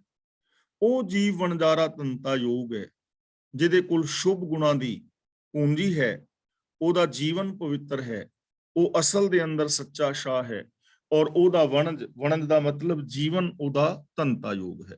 ਮਹਿਲਾ ਪਹਿਲਾ। ਪੂਰਬ ਪ੍ਰੀਤ ਪਿਰਾਨ ਲੈ ਮੋਟੋ ਠਾਕੁਰ ਮਾਨ। ਠਾਕਰ ਨਹੀਂ ਪੜਨਾ, ਠਾਕੁਰ। ਪਿਰਾਨ ਦਾ ਮਤਲਬ ਪਛਾਣ, ਮਾਨ ਦਾ ਮਤਲਬ ਮਾਣ, ਮਾਨਣਾ ਕਿਸੇ ਚੀਜ਼ ਨੂੰ, ਯਾਦ ਰੱਖਣਾ, ਉਹਦਾ ਆਨੰਦ ਲੈਣਾ, ਵਰਤੋਂ ਵਿੱਚ ਲਿਆਉਣਾ। ਜਿਵੇਂ ਕਿ ਤੁਸੀਂ ਅਖੀਰ ਬਣੀ ਹੈ ਤੇ ਇਹਦਾ ਆਨੰਦ ਮਾਣੋ। ਹੁਣ ਆਨੰਦ ਤਾਂ ਹੀ ਮਾਣੇਗਾ ਨਾ ਜੇ ਉਸ ਨੂੰ ਵਰਤੋਂ ਵਿੱਚ ਲਿਆਏਗਾ, ਤਾਂ ਉਹਦੇ ਵਿੱਚੋਂ ਸਾਨੂੰ ਜੋ ਵੀ ਰਸ ਆਏਗਾ ਉਹ ਰਸ ਅਸੀਂ ਮਾਣ ਸਕਾਂਗੇ। ਤਾਂ ਮਾਣ ਦਾ ਮਤਲਬ ਕਿ ਰੱਬੀ ਗੁਣਾਂ ਨੂੰ ਇੰਪਲੀਮੈਂਟ ਕਰ ਤੇ ਉਹਨਾਂ ਰੱਬੀ ਗੁਣਾਂ ਦਾ ਆਨੰਦ ਮਾਣ, ਉਹਦਾ ਸੁਖ ਮਾਣ। ਤਾਂ ਗੁਰੂ ਜੀ ਕਹਿ ਰਹੇ ਨੇ ਕਿ ਹੇ ਜੀਵ, ਪ੍ਰਭੂ ਦੇ ਨਾਲ ਮੁੱਢਲੀ ਪ੍ਰੀਤ ਪਛਾਣ। ਪੂਰਬ ਪ੍ਰੀਤ ਦਾ ਮਤਲਬ ਮੁੱਢਲੀ ਪ੍ਰੀਤ, ਪਿਰਾਨ ਦਾ ਮਤਲਬ ਪਛਾਣ, ਯਾਨੀ ਮੁੱਢਲੀ ਪ੍ਰੀਤ ਪ੍ਰਭੂ ਦੇ ਨਾਲ ਪਾ। ਔਰ ਮੋਟੋ ਠਾਕੁਰ, ਮੋਟੋ ਦਾ ਮਤਲਬ ਜਿਹੜਾ ਮਾਲਕ ਹੈ, ਵੱਡਾ, ਸਰਬ ਸ਼ਕਤੀਮਾਨ, ਉਸ ਪ੍ਰਭੂ ਨੂੰ ਯਾਦ ਕਰ। ਯਾਨੀ ਮੁੱਢਲੀ ਪ੍ਰੀਤ ਆਪਣੀ ਰੱਬ ਦੇ ਨਾਲ ਪਾ ਔਰ ਹਮੇਸ਼ਾ ਪ੍ਰਭੂ ਨੂੰ ਯਾਦ ਕਰ। ਹੁਣ ਅਸੀਂ ਆਪਣੇ ਜੀਵਨ ਨੂੰ ਪਛਾਣਨਾ ਹੈ ਕਿ ਸਾਡੀ ਪ੍ਰੀਤ ਕਿਹਦੇ ਨਾਲ ਹੈ। ਮੈਂ ਵੀ, ਤੁਸੀਂ ਵੀ, ਹੋਰ ਵੀ ਕਿਸੇ ਨੇ, ਕਿ ਸਾਡੀ ਪ੍ਰੀਤ ਕਿਹਦੇ ਨਾਲ ਹੈ। ਇਸ ਪ੍ਰੀਤ ਨੂੰ ਪਛਾਣਨ ਦੀ ਲੋੜ ਹੈ ਕਿ ਸਾਡੀ ਪ੍ਰੀਤ ਰੱਬ ਨਾਲ ਹੈ ਜਾਂ ਕਿ ਦੁਨੀਆ ਨਾਲ ਹੈ। ਹੁਣ ਰੱਬ ਔਰ ਦੁਨੀਆ ਨੂੰ ਥੋੜਾ ਸਮਝ ਲੈਣਾ, ਦੀਨ ਔਰ ਦੁਨੀ ਜਿਹਦੇ ਵਾਸਤੇ ਸ਼ਬਦ ਵਰਤੇ ਨੇ, ਤਾਂ ਇਸ ਪ੍ਰੀਤ ਦਾ ਪਤਾ ਲੱਗੇਗਾ ਕਿ ਜੇ ਤਾਂ ਸਾਡੀ ਪ੍ਰੀਤ ਸਤ, ਸੰਤੋਖ, ਨਿਰਭੈਤਾ, ਨਿਰਵੈਰਤਾ, ਇਨਸਾਨੀਅਤ, ਸਚਾਈ ਦੇ ਨਾਲ ਹੈ, ਮਨ ਕਰਕੇ ਅਸੀਂ ਜੇ ਪ੍ਰੀਤ ਕਰਦੇ ਹਾਂ, ਜੇ ਸਾਡੀ ਸੋਚ ਦੇ ਅੰਦਰ ਇਹ ਗੁਣ ਨੇ ਔਰ ਵਰਤੋਂ ਵਿੱਚ ਵੀ ਇਹ ਗੁਣ ਨੇ, ਤਾਂ ਫਿਰ ਸਾਡੀ ਪ੍ਰੀਤ ਰੱਬ ਦੇ ਨਾਲ ਹੈ, ਕਿਉਂਕਿ ਰੱਬ ਵਿੱਚ ਇਹ ਗੁਣ ਨੇ ਨਾ। ਤੇ ਜੇ ਸਾਡੀ ਪ੍ਰੀਤ ਇਹਨਾਂ ਗੁਣਾਂ ਨਾਲ ਨਹੀਂ, ਸਾਡੇ ਅੰਦਰ ਈਗੋ ਹੈ, ਝੂਠ ਹੈ, ਫਰੇਬ ਨੇ, ਅਸੀਂ ਕਿਤੇ ਧੋਖਾ ਕਰਦੇ ਹਾਂ, ਅਸੀਂ ਈਰਖਾ ਕਰਦੇ ਹਾਂ, ਤਾਂ ਫਿਰ ਸਾਡੀ ਪ੍ਰੀਤ ਰੱਬ ਦੇ ਨਾਲ ਨਾ ਹੋਈ। ਇਸ ਲਈ ਆਪਣੀ ਪ੍ਰੀਤ ਨੂੰ ਪਛਾਣਨਾ ਹੈ ਕਿ ਸਾਡੀ ਪ੍ਰੀਤ ਕਿਸ ਚੀਜ਼ ਦੇ ਨਾਲ ਹੈ। ਇਸ ਲਈ ਆਪਣੀ ਪ੍ਰੀਤ ਨੂੰ ਪਛਾਣ ਕੇ ਤੇ ਪ੍ਰੀਤ ਆਪਣੀ ਰੱਬ ਦੇ ਨਾਲ ਬਣਾਣੀ ਹੈ। ਮੋਟੋ ਠਾਕੁਰ ਮਾਨ, ਜੋ ਸਰਬ ਸ਼ਕਤੀਮਾਨ ਪ੍ਰਭੂ ਹੈ, ਉਹਨੂੰ ਮੰਨਣਾ ਹੈ, ਉਹਦੀ ਪ੍ਰੀਤ ਨੂੰ ਮੰਨਣਾ ਹੈ, ਉਹਦੇ ਗੁਣਾਂ ਦੇ ਨਾਲ ਪ੍ਰੀਤ ਪਾਣੀ ਹੈ। ਤਾਂ ਗੁਰੂ ਜੀ ਕਹਿੰਦੇ ਨੇ, ਪਿਆਰਿਆ, ਆਪਣੀ ਪੂਰਬਲੀ ਮੁੱਢਲੀ ਪ੍ਰੀਤ ਨੂੰ ਪਛਾਣ, ਵੱਡੇ ਮਾਲਕ ਨੂੰ ਯਾਦ ਕਰ ਔਰ ਪ੍ਰਭੂ ਦੇ ਨਾਲ ਆਪਣੀ ਪ੍ਰੀਤ ਬਣਾ। ਜਿਹੜਾ ਇਨਸਾਨ ਇਸ ਪੂਰਬ ਪ੍ਰੀਤ ਨੂੰ ਪਛਾਣੇਗਾ, ਜਿਨਨੇ ਆਪਣੀ ਮੁੱਢਲੀ ਪ੍ਰੀਤ ਪ੍ਰਭੂ ਦੇ ਨਾਲ ਬਣਾਈ ਹੈ, ਜੋ ਪ੍ਰਭੂ ਦੇ ਸ਼ੁਭ ਗੁਣਾਂ ਦਾ ਆਨੰਦ ਮਾਣ ਰਿਹਾ ਹੈ, ਸੱਚੇ ਦਿਲੋਂ ਰੱਬੀ ਗੁਣਾਂ ਦੇ ਨਾਲ ਜੋ ਜੁੜਿਆ ਹੈ, ਹੁਣ ਉਹਦੇ ਜੀਵਨ ਦਾ ਰਿਜ਼ਲਟ ਦੱਸ ਰਹੇ ਨੇ। ਮਤ ਹੈ ਉਭ ਹੈ ਜਮ ਮਾਰਸੀ, ਨਾਨਕ ਮੇਲਨ ਨਾਮ। ਮਤ ਹੈ ਉਭ ਹੈ ਦਾ ਮਤਲਬ ਮੂੰਹ ਪਾਰ। ਜਿਵੇਂ ਅਸੀਂ ਕਹਿੰਦੇ ਹਾਂ ਫਲਾਂ ਬੰਦੇ ਨੇ ਉਹਨੂੰ ਸਿਰ ਪਰ ਨੇ ਪਟਕਾ ਕੇ ਮਾਰਿਆ, ਮੂੰਹ ਪਾਰ ਪਟਕਾ ਕੇ ਮਾਰਿਆ। ਤਾਂ ਗੁਰੂ ਜੀ ਕਹਿੰਦੇ ਨੇ ਮੇਲਨ ਨਾਮ ਦਾ ਮਤਲਬ ਪ੍ਰਭੂ ਦੀ ਸਿਫਤ ਸਲਾਹ ਦੇ ਵਿੱਚ ਜੁੜਨਾ। ਜੋ ਪ੍ਰਭੂ ਦੀ ਸਿਫਤ ਸਲਾਹ ਵਿੱਚ ਜੁੜੇਗਾ, ਉਹ ਜਮ ਨੂੰ ਮੂੰਹ ਪਾਰ ਪਟਕਾ ਕੇ ਮਾਰ ਦੇਗਾ। ਉਹਨੂੰ ਮੌਤ ਦਾ ਸਹਿਮ ਨਹੀਂ ਹੋਏਗਾ, ਉਹ ਆਤਮਿਕ ਮੌਤ ਨੂੰ ਹੀ ਖਤਮ ਕਰ ਦੇਗਾ। ਉਹਦੀ ਜ਼ਿੰਦਗੀ ਵਿੱਚ ਆਤਮਿਕ ਮੌਤ ਦੀ ਸੰਭਾਵਨਾ ਨਹੀਂ ਹੋਵੇਗੀ। ਉਹਦੇ ਉੱਤੇ ਸਰੀਰਕ ਮੌਤ ਦਾ ਵੀ ਕੋਈ ਉਹਨੂੰ ਡਰ ਨਹੀਂ ਰਹੇਗਾ। ਉਹਨੂੰ ਰੱਬੀ ਰਜ਼ਾ ਦੇ ਵਿੱਚ ਪਤਾ ਹੋਏਗਾ ਕਿ ਇਹ ਮੌਤ ਇੱਕ ਕੁਦਰਤੀ ਵਰਤਾਰਾ ਹੈ, ਇਹਨੇ ਹੋਣਾ ਹੀ ਹੋਣਾ ਹੈ। ਇਹਦਾ ਡਰ ਖਤਮ ਹੋ ਜਾਏਗਾ। ਤੇ ਦੂਜੇ ਨੰਬਰ ਤੇ ਉਹ ਆਤਮਿਕ ਮੌਤ ਨੂੰ ਹੀ ਮੂੰਹ ਭਾਰ ਪਟਕਾ ਕੇ ਮਾਰ ਦੇਗਾ। ਮੀਨਸ ਕਿ ਉਹਨੂੰ ਕਦੇ ਵੀ ਆਤਮਿਕ ਮੌਤ ਨਹੀਂ ਆਏਗੀ। ਨਾਨਕ ਮੇਲਣ ਨਾਮ ਦਾ ਮਤਲਬ ਜੋ ਨਾਮ ਦੇ ਅੰਦਰ ਜੁੜਿਆ ਹੈ, ਜੋ ਰੱਬੀ ਗੁਣਾਂ ਵਿੱਚ ਜੁੜਿਆ ਹੈ, ਜੋ ਰੱਬੀ ਰਜ਼ਾ ਅਨੁਸਾਰ ਜ਼ਿੰਦਗੀ ਜੀ ਰਿਹਾ ਹੈ, ਉਹਦਾ ਰਿਜ਼ਲਟ ਇਹ ਨਿਕਲੇਗਾ ਕਿ ਉਹ ਆਤਮਿਕ ਮੌਤ ਨੂੰ ਹੀ ਖਤਮ ਕਰ ਦੇਗਾ। ਉਹਨਾਂ ਕਾਰਨਾਂ ਨੂੰ ਮਿਟਾ ਦੇਗਾ ਜਿਨ੍ਹਾਂ ਕਾਰਨਾਂ ਕਰਕੇ ਇਨਸਾਨੀਅਤ ਮਰਦੀ ਹੈ। ਪੌੜੀ ਆਪੇ ਪਿੰਡ ਸਵਾਰਿਓਂ ਵਿੱਚ ਨਵਨਿਧ ਨਾਮ। ਸਵਾਰਿਓਂ ਦਾ ਮਤਲਬ ਸ਼ਿੰਗਾਰਿਆ ਹੈ, ਵਿੱਚ ਦਾ ਮਤਲਬ ਸਰੀਰ ਵਿੱਚ, ਪਿੰਡ ਦਾ ਮਤਲਬ ਸਰੀਰ ਵਿੱਚ ਦਾ ਮਤਲਬ ਪਿੰਡ ਵਿੱਚ, ਨਵਨਿਧ ਦਾ ਮਤਲਬ ਨੌ ਖਜ਼ਾਨੇ, ਨਾਮ ਦਾ ਮਤਲਬ ਰੱਬੀ ਸਿਫਤ ਸਲਾਹ। ਤਾਂ ਪ੍ਰਭੂ ਨੇ ਆਪ ਹੀ ਇਹ ਮਨੁੱਖਾ ਸਰੀਰ ਸਵਾਰਿਆ ਹੈ, ਬਣਾਇਆ ਹੈ। ਰੱਬੀ ਹੁਕਮ ਦੇ ਵਿੱਚ ਉਹਨੇ ਸਰੀਰ ਬਣਿਆ ਸਾਡਾ। ਇਹ ਪ੍ਰਭੂ ਨੇ ਸਵਾਰਿਆ, ਸ਼ਿੰਗਾਰਿਆ, ਬਣਾਇਆ ਹੈ, ਕਿਉਂਕਿ ਕੁਦਰਤ ਦੇ ਨਿਯਮਾਂ ਵਿੱਚ ਨਾ ਸਾਰਾ ਕੁਝ ਰੱਬੀ ਰਜ਼ਾ ਦੇ ਵਿੱਚ ਸਾਡਾ ਸਰੀਰ ਬਣਿਆ ਹੈ। ਹੁਕਮੀ ਹੋਵਨ ਆਕਾਰ, ਹੁਕਮ ਨਾ ਕਹਿਆ ਜਾਈ, ਹੁਕਮੀ ਹੋਵਨ ਜੀ, ਹੁਕਮ ਮਿਲੇ ਵਡਿਆਈ। ਸਭ ਕੁਝ ਹੁਕਮ ਦੇ ਅੰਦਰ ਹੋ ਰਿਹਾ ਹੈ। ਵਿੱਚ ਨਵਨਿਧ ਨਾਮ ਦਾ ਮਤਲਬ ਇਹ ਸਰੀਰ ਦੇ ਅੰਦਰ ਆਪਣਾ ਨਾਮ ਖਜ਼ਾਨਾ ਪਾ ਦਿੱਤਾ ਹੈ, 9 ਖਜ਼ਾਨੇ। ਯਾਨੀ ਇਹ ਸਰੀਰ ਦੇ ਅੰਦਰ 9 ਖਜ਼ਾਨੇ, ਭਾਵ ਕਿ ਹਰ ਕੀਮਤੀ ਤੋਂ ਕੀਮਤੀ ਪਦਾਰਥ ਹੈ। ਮੇਨ ਸੇ ਤੇ ਹਰ ਕੀਮਤੀ ਤੋਂ ਕੀਮਤੀ ਗਿਆਨ ਹੈ। ਇੱਥੇ ਹਰ ਕੀਮਤੀ ਤੋਂ ਕੀਮਤੀ ਸੰਭਾਵਨਾ ਹੈ। ਔਰ ਇਹ ਸਰੀਰ ਦੇ ਅੰਦਰ ਹਰ ਸੁਖ ਪ੍ਰਾਪਤ ਕਰਨ ਦੀ ਸੰਭਾਵਨਾ ਹੈ, ਸਮਰੱਥਾ ਹੈ, ਤਾਕਤ ਹੈ। ਔਰ ਹਕੀਕਤ ਹੈ ਕਿ ਦੇਖੋ ਆ ਸਰੀਰ ਹੀ ਨੇ ਨਾ, ਆਮ ਬੰਦੇ ਦਾ ਸਰੀਰ ਵਰਗਾ ਸਰੀਰ ਹੀ ਹੈ ਸਾਰਿਆਂ ਦਾ। ਜਿਨ੍ਹਾਂ ਨੇ ਸਰੀਰ ਦੀ ਸਹੀ ਵਰਤੋਂ ਕੀਤੀ, ਇਹਦੇ ਅੰਦਰ ਜੋ ਨਵਨਿਧ ਨਾਮ ਸੀ, ਸ਼ੁਭ ਗੁਣ ਸਨ, ਜਿਨ੍ਹਾਂ ਨੇ ਉਹਨਾਂ ਚੀਜ਼ਾਂ ਨੂੰ ਵਰਤਿਆ, ਜਿਨ੍ਹਾਂ ਨੇ ਅੰਦਰ ਵਸਤੇ ਰੱਬ ਨੂੰ ਪਛਾਣਿਆ, ਤਾਂ ਉਹਨਾਂ ਦੀ ਜ਼ਿੰਦਗੀ ਦੇਖੋ। ਧਾਰਮਿਕ ਦੁਨੀਆ ਵਿੱਚ ਅਸੀਂ ਦੇਖਦੇ ਹਾਂ ਤਾਂ ਗੁਰੂ ਸਾਹਿਬਾਨ ਨੇ, ਭਗਤ ਜਨ ਨੇ, ਭੱਟ ਜਨ ਨੇ, ਬਾਣੀਕਾਰ ਗੁਰਸਿੱਖ ਨੇ, ਇਸ ਤੋਂ ਇਲਾਵਾ ਜਿਨ੍ਹਾਂ ਦੇ ਅਸੀਂ ਅਰਦਾਸ ਵਿੱਚ ਨਾਮ ਹਰ ਰੋਜ਼ ਲੈਂਦੇ ਹਾਂ, ਤਾਂ ਉਹਨਾਂ ਨੇ ਇਸ ਨਵਨਿਧ ਨਾਮ ਨੂੰ ਆਪਣੇ ਅੰਦਰੋਂ ਪਛਾਣਿਆ। ਉਹਨਾਂ ਨੇ ਇਸ ਨਵਨਿਧ ਨਾਮ ਦੀ ਵਰਤੋਂ ਕੀਤੀ ਤਾਂ ਕਿਹੜੀਆਂ ਵੱਡੀਆਂ ਵੱਡੀਆਂ ਜਿਹੜੀਆਂ ਨੇ ਉਹਨਾਂ ਨੇ ਕਰਮ ਜਿਹੜੇ ਨੇ ਕੀਤੇ ਨੇ, ਕਿੰਨੇ ਵੱਡੇ ਵੱਡੇ ਅਸ਼ਚਰਜ ਕੌਤਕ ਕੀਤੇ ਨੇ ਮਨੁੱਖਤਾ ਦੇ ਭਲੇ ਵਾਸਤੇ। ਉਹ ਆਪਣਾ ਆਪਾ ਕੁਰਬਾਨ ਕਰ ਗਏ। ਉਹਨਾਂ ਨੇ ਇੱਕ ਨਵੀਂ ਸੋਚ ਦਿੱਤੀ, ਇਨਸਾਨੀਅਤ ਦਿੱਤੀ, ਮਹਾਨ ਵੱਡੀ ਜ਼ਿੰਦਗੀ ਜੀਵੀ, ਜਿਨ੍ਹਾਂ ਨੇ ਇਹ ਸਰੀਰ ਦੇ ਅੰਦਰ ਨਵਨਿਧ ਨਾਮ ਨੂੰ ਪਛਾਣਿਆ। ਤੇ ਜੇ ਅਸੀਂ ਸਾਇੰਸ ਦੀ ਦੁਨੀਆ ਵੱਲ ਝਾਤ ਮਾਰੀਏ ਤਾਂ ਸਾਇੰਟਿਸਟ ਜਿਹੜੇ ਲੋਕ ਨੇ, ਡਾਕਟਰ ਨੇ, ਇੰਜੀਨੀਅਰ, ਵਿਗਿਆਨਿਕ ਨੇ, ਉਹਨਾਂ ਦਾ ਸਰੀਰ ਵੀ ਸਾਡੇ ਵਰਗਾ ਹੀ ਹੈ। ਪਰ ਉਹਨਾਂ ਨੇ ਸਰੀਰ ਦੇ ਅੰਦਰ ਵਸਤੇ ਨਵਨਿਧ ਨਾਮ, ਗੁਣਾਂ ਨੂੰ, ਸੰਭਾਵਨਾਵਾਂ ਨੂੰ ਵਰਤਿਆ, ਦਿਮਾਗ ਨੂੰ। ਉਹਨਾਂ ਨੇ ਇਹ ਚੀਜ਼ਾਂ ਉਜਾਗਰ ਕੀਤੀਆਂ, ਕਿਹੜੀਆਂ ਵੱਡੀਆਂ ਖੋਜਾਂ ਕੀਤੀਆਂ। ਜਿਸ ਬਿਜਲੀ, ਪਾਣੀ ਆਦਿ ਤੋਂ ਬੰਦਾ ਭੈਭੀਤ ਹੁੰਦਾ ਸੀ, ਉਹਨੂੰ ਵਰਤੋਂ ਵਿੱਚ ਲਿਆ ਕੇ ਕਿੰਨੀਆਂ ਵੱਡੀਆਂ ਸੁੱਖ ਸਹੂਲਤਾਂ ਪੈਦਾ ਕੀਤੀਆਂ। ਅੱਜ ਅਸੀਂ ਇਲੈਕਟ੍ਰੋਨਿਕ ਯੁੱਗ ਦੇ ਅੰਦਰ ਵਿਚਰ ਰਹੇ ਹਾਂ। ਇਹ ਸਾਰੀਆਂ ਸਹੂਲਤਾਂ ਵਿਗਿਆਨਕਾਂ ਨੇ ਜੇ ਪੈਦਾ ਕੀਤੀਆਂ ਨੇ ਤੇ ਉਹਨਾਂ ਦੇ ਅੰਦਰ ਦਿਮਾਗ ਨੂੰ ਵਰਤਿਆ ਨਾ, ਤਾਂ ਗੁਰੂ ਪਾਤਸ਼ਾਹ ਜੀ ਕਹਿੰਦੇ ਨੇ ਪ੍ਰਭੂ ਨੇ ਆਪ ਹੀ ਇਹ ਸਰੀਰ ਨੂੰ ਸੰਵਾਰਿਆ ਹੈ ਔਰ ਆਪ ਹੀ ਇਹਦੇ ਅੰਦਰ 9 ਖਜ਼ਾਨੇ, ਭਾਵ ਹਰ ਤਰ੍ਹਾਂ ਦੀ ਸੰਭਾਵਨਾ ਰੱਖੀ ਹੈ, ਹਰ ਤਰ੍ਹਾਂ ਦੇ ਗੁਣ ਰੱਖੇ ਨੇ, ਸਿਫਤ ਸਲਾਹ ਰੱਖੀ ਹੈ। ਇੱਕ ਆਪੇ ਭਰਮ ਭੁਲਾਇਨ ਤਿਨ ਨਿਹਫਲ ਕਾਮ। ਕੁਝ ਲੋਕ ਐਸੇ ਨੇ ਜਿਨ੍ਹਾਂ ਨੇ ਆਪਣੇ ਆਪ ਨੂੰ ਭਰਮ ਦੇ ਵਿੱਚ ਭੁਲਾਇਆ ਹੋਇਆ ਹੈ। ਔਰ ਇਸ ਦਾ ਮੀਨਿੰਗ ਇਹ ਵੀ ਹੈ ਕਿ ਕਈਆਂ ਨੂੰ ਪ੍ਰਭੂ ਨੇ ਭਰਮ ਦੇ ਵਿੱਚ ਭੁਲਾਇਆ ਹੈ, ਯਾਨੀ ਰੱਬੀ ਰਜ਼ਾ ਦੇ ਵਿੱਚ ਉਹ ਭੁੱਲੇ ਨੇ। ਔਰ ਉਹ ਵੀ ਗੱਲ ਬਿਲਕੁਲ ਠੀਕ ਹੈ, ਕਿਉਂਕਿ ਰਜ਼ਾ ਦੇ ਵਿੱਚ ਹੀ ਭੁੱਲਦਾ ਹੈ, ਸਿਸਟਮ ਹੀ ਹੈ ਨਾ। ਜੇ ਅਸੀਂ ਗਲਤ ਐਗਜ਼ਿਟ ਲੈ ਲੈਨੇ ਆ ਤੇ ਅਸੀਂ ਆਪਣੇ ਡੈਸਟੀਨੇਸ਼ਨ ਤੋਂ ਦੂਰ ਜਾਵਾਂਗੇ। ਜਿਵੇਂ ਜਿਵੇਂ ਵੀ ਗਲਤ ਦਿਸ਼ਾ ਵੱਲ ਵਧਾਂਗੇ, ਤਿਵੇਂ ਤਿਵੇਂ ਅਸੀਂ ਦੂਰ ਜਾਵਾਂਗੇ। ਸਿਸਟਮ ਹੈ, ਇਹਨੂੰ ਕੋਈ ਨਕਾਰ ਨਹੀਂ ਸਕਦਾ। ਹੁਣ ਜਿਹੜਾ ਬੰਦਾ ਗਲਤ ਰਾਹ ਤੇ ਪੈ ਗਿਆ, ਉਹ ਸਿਸਟਮ ਦੇ ਅੰਦਰ ਹੀ ਨਾ, ਬੇਸ਼ੱਕ ਸੜਕ ਤੇ ਹੀ ਚੱਲ ਰਿਹਾ ਹੈ, ਲੇਕਿਨ ਉਹ ਆਪਣੀ ਮੰਜ਼ਿਲ ਤੋਂ ਦੂਰ ਜਾਈ ਜਾ ਰਿਹਾ। ਬੇਸ਼ੱਕ ਕਾਰ ਚਲਾ ਰਿਹਾ ਹੈ, ਜਿਹੜੀ ਕਾਰ ਇੱਕ ਮੰਜ਼ਿਲ ਵੱਲ ਵਧਣ ਵਾਲਾ ਬੰਦਾ ਚਲਾ ਰਿਹਾ ਹੈ, ਉਹ ਵੀ ਸੜਕ ਤੇ ਚਲਾ ਰਿਹਾ ਹੈ, ਉਹ ਵੀ ਉਹਨਾਂ ਨਿਯਮਾਂ ਨੂੰ ਫੋਲੋ ਕਰ ਰਿਹਾ ਹੈ, ਉਹਦੀ ਵੀ ਕਾਰ ਦੇ ਚਾਰੇ ਟਾਇਰ ਘੁੰਮ ਰਹੇ ਨੇ, ਉਹ ਵੀ ਗੇਅਰ ਕਲੱਚ ਉਹੀ ਯੂਜ਼ ਕਰ ਰਿਹਾ ਹੈ। ਤੇ ਜਿਹੜਾ ਗਲਤੀ ਦੇ ਨਾਲ ਗਲਤ ਐਗਜ਼ਿਟ ਤੇ ਚਲਾ ਗਿਆ ਹੈ, ਸੜਕ ਉਹਦੇ ਵਾਸਤੇ ਵੀ ਇਹ ਚਾਰੇ ਟਾਇਰ ਉਹਦੇ ਵੀ ਘੁੰਮ ਰਹੇ ਨੇ, ਕਾਰ ਉਹ ਵੀ ਚਲਾ ਰਿਹਾ ਹੈ, ਸੇਮ ਸਿਸਟਮ ਹੈ, ਲੇਕਿਨ ਉਹ ਦੂਰ ਜਾ ਰਿਹਾ ਕਿਉਂਕਿ ਸਿਸਟਮ ਨੂੰ ਗਲਤ ਫੋਲੋ ਕਰ ਰਿਹਾ ਨਾ। ਇਸੇ ਕਰਕੇ ਕਾਪੇ ਭਰਮ ਭੁਲਾਇਨ ਤਿੰਨੇ ਫਲ ਕਾਮ। ਕਾਮ ਦਾ ਮਤਲਬ ਸਾਰਾ ਕੰਮ, ਸਾਰਾ ਜੀਵਨ, ਸਾਰਾ ਉਦਮ। ਤਾਂ ਕਈ ਜੀਵ ਭਟਕਣਾ ਵਿੱਚ ਪਾ ਕੇ ਕੁਰਾਏ ਪਏ ਨੇ, ਉਹਨਾਂ ਦਾ ਸਾਰਾ ਉਦਮ ਹੀ ਵਿਅਰਥ ਹੈ, ਉਹਨਾਂ ਦਾ ਸਾਰਾ ਜੀਵਨ ਵਿਅਰਥ ਹੈ, ਕਿਉਂਕਿ ਗਲਤ ਪਾਸੇ ਉਦਮ ਕਰ ਰਹੇ ਨੇ, ਗਲਤ ਪਾਸੇ ਜਾ ਰਹੇ ਨੇ। ਤਾਂ ਉਹਨਾਂ ਦਾ ਸਾਰਾ ਕੀਤੇ ਹੋਏ ਉਦਮ ਦਾ ਰਿਜ਼ਲਟ ਵੀ ਗਲਤ ਨਿਕਲੇਗਾ।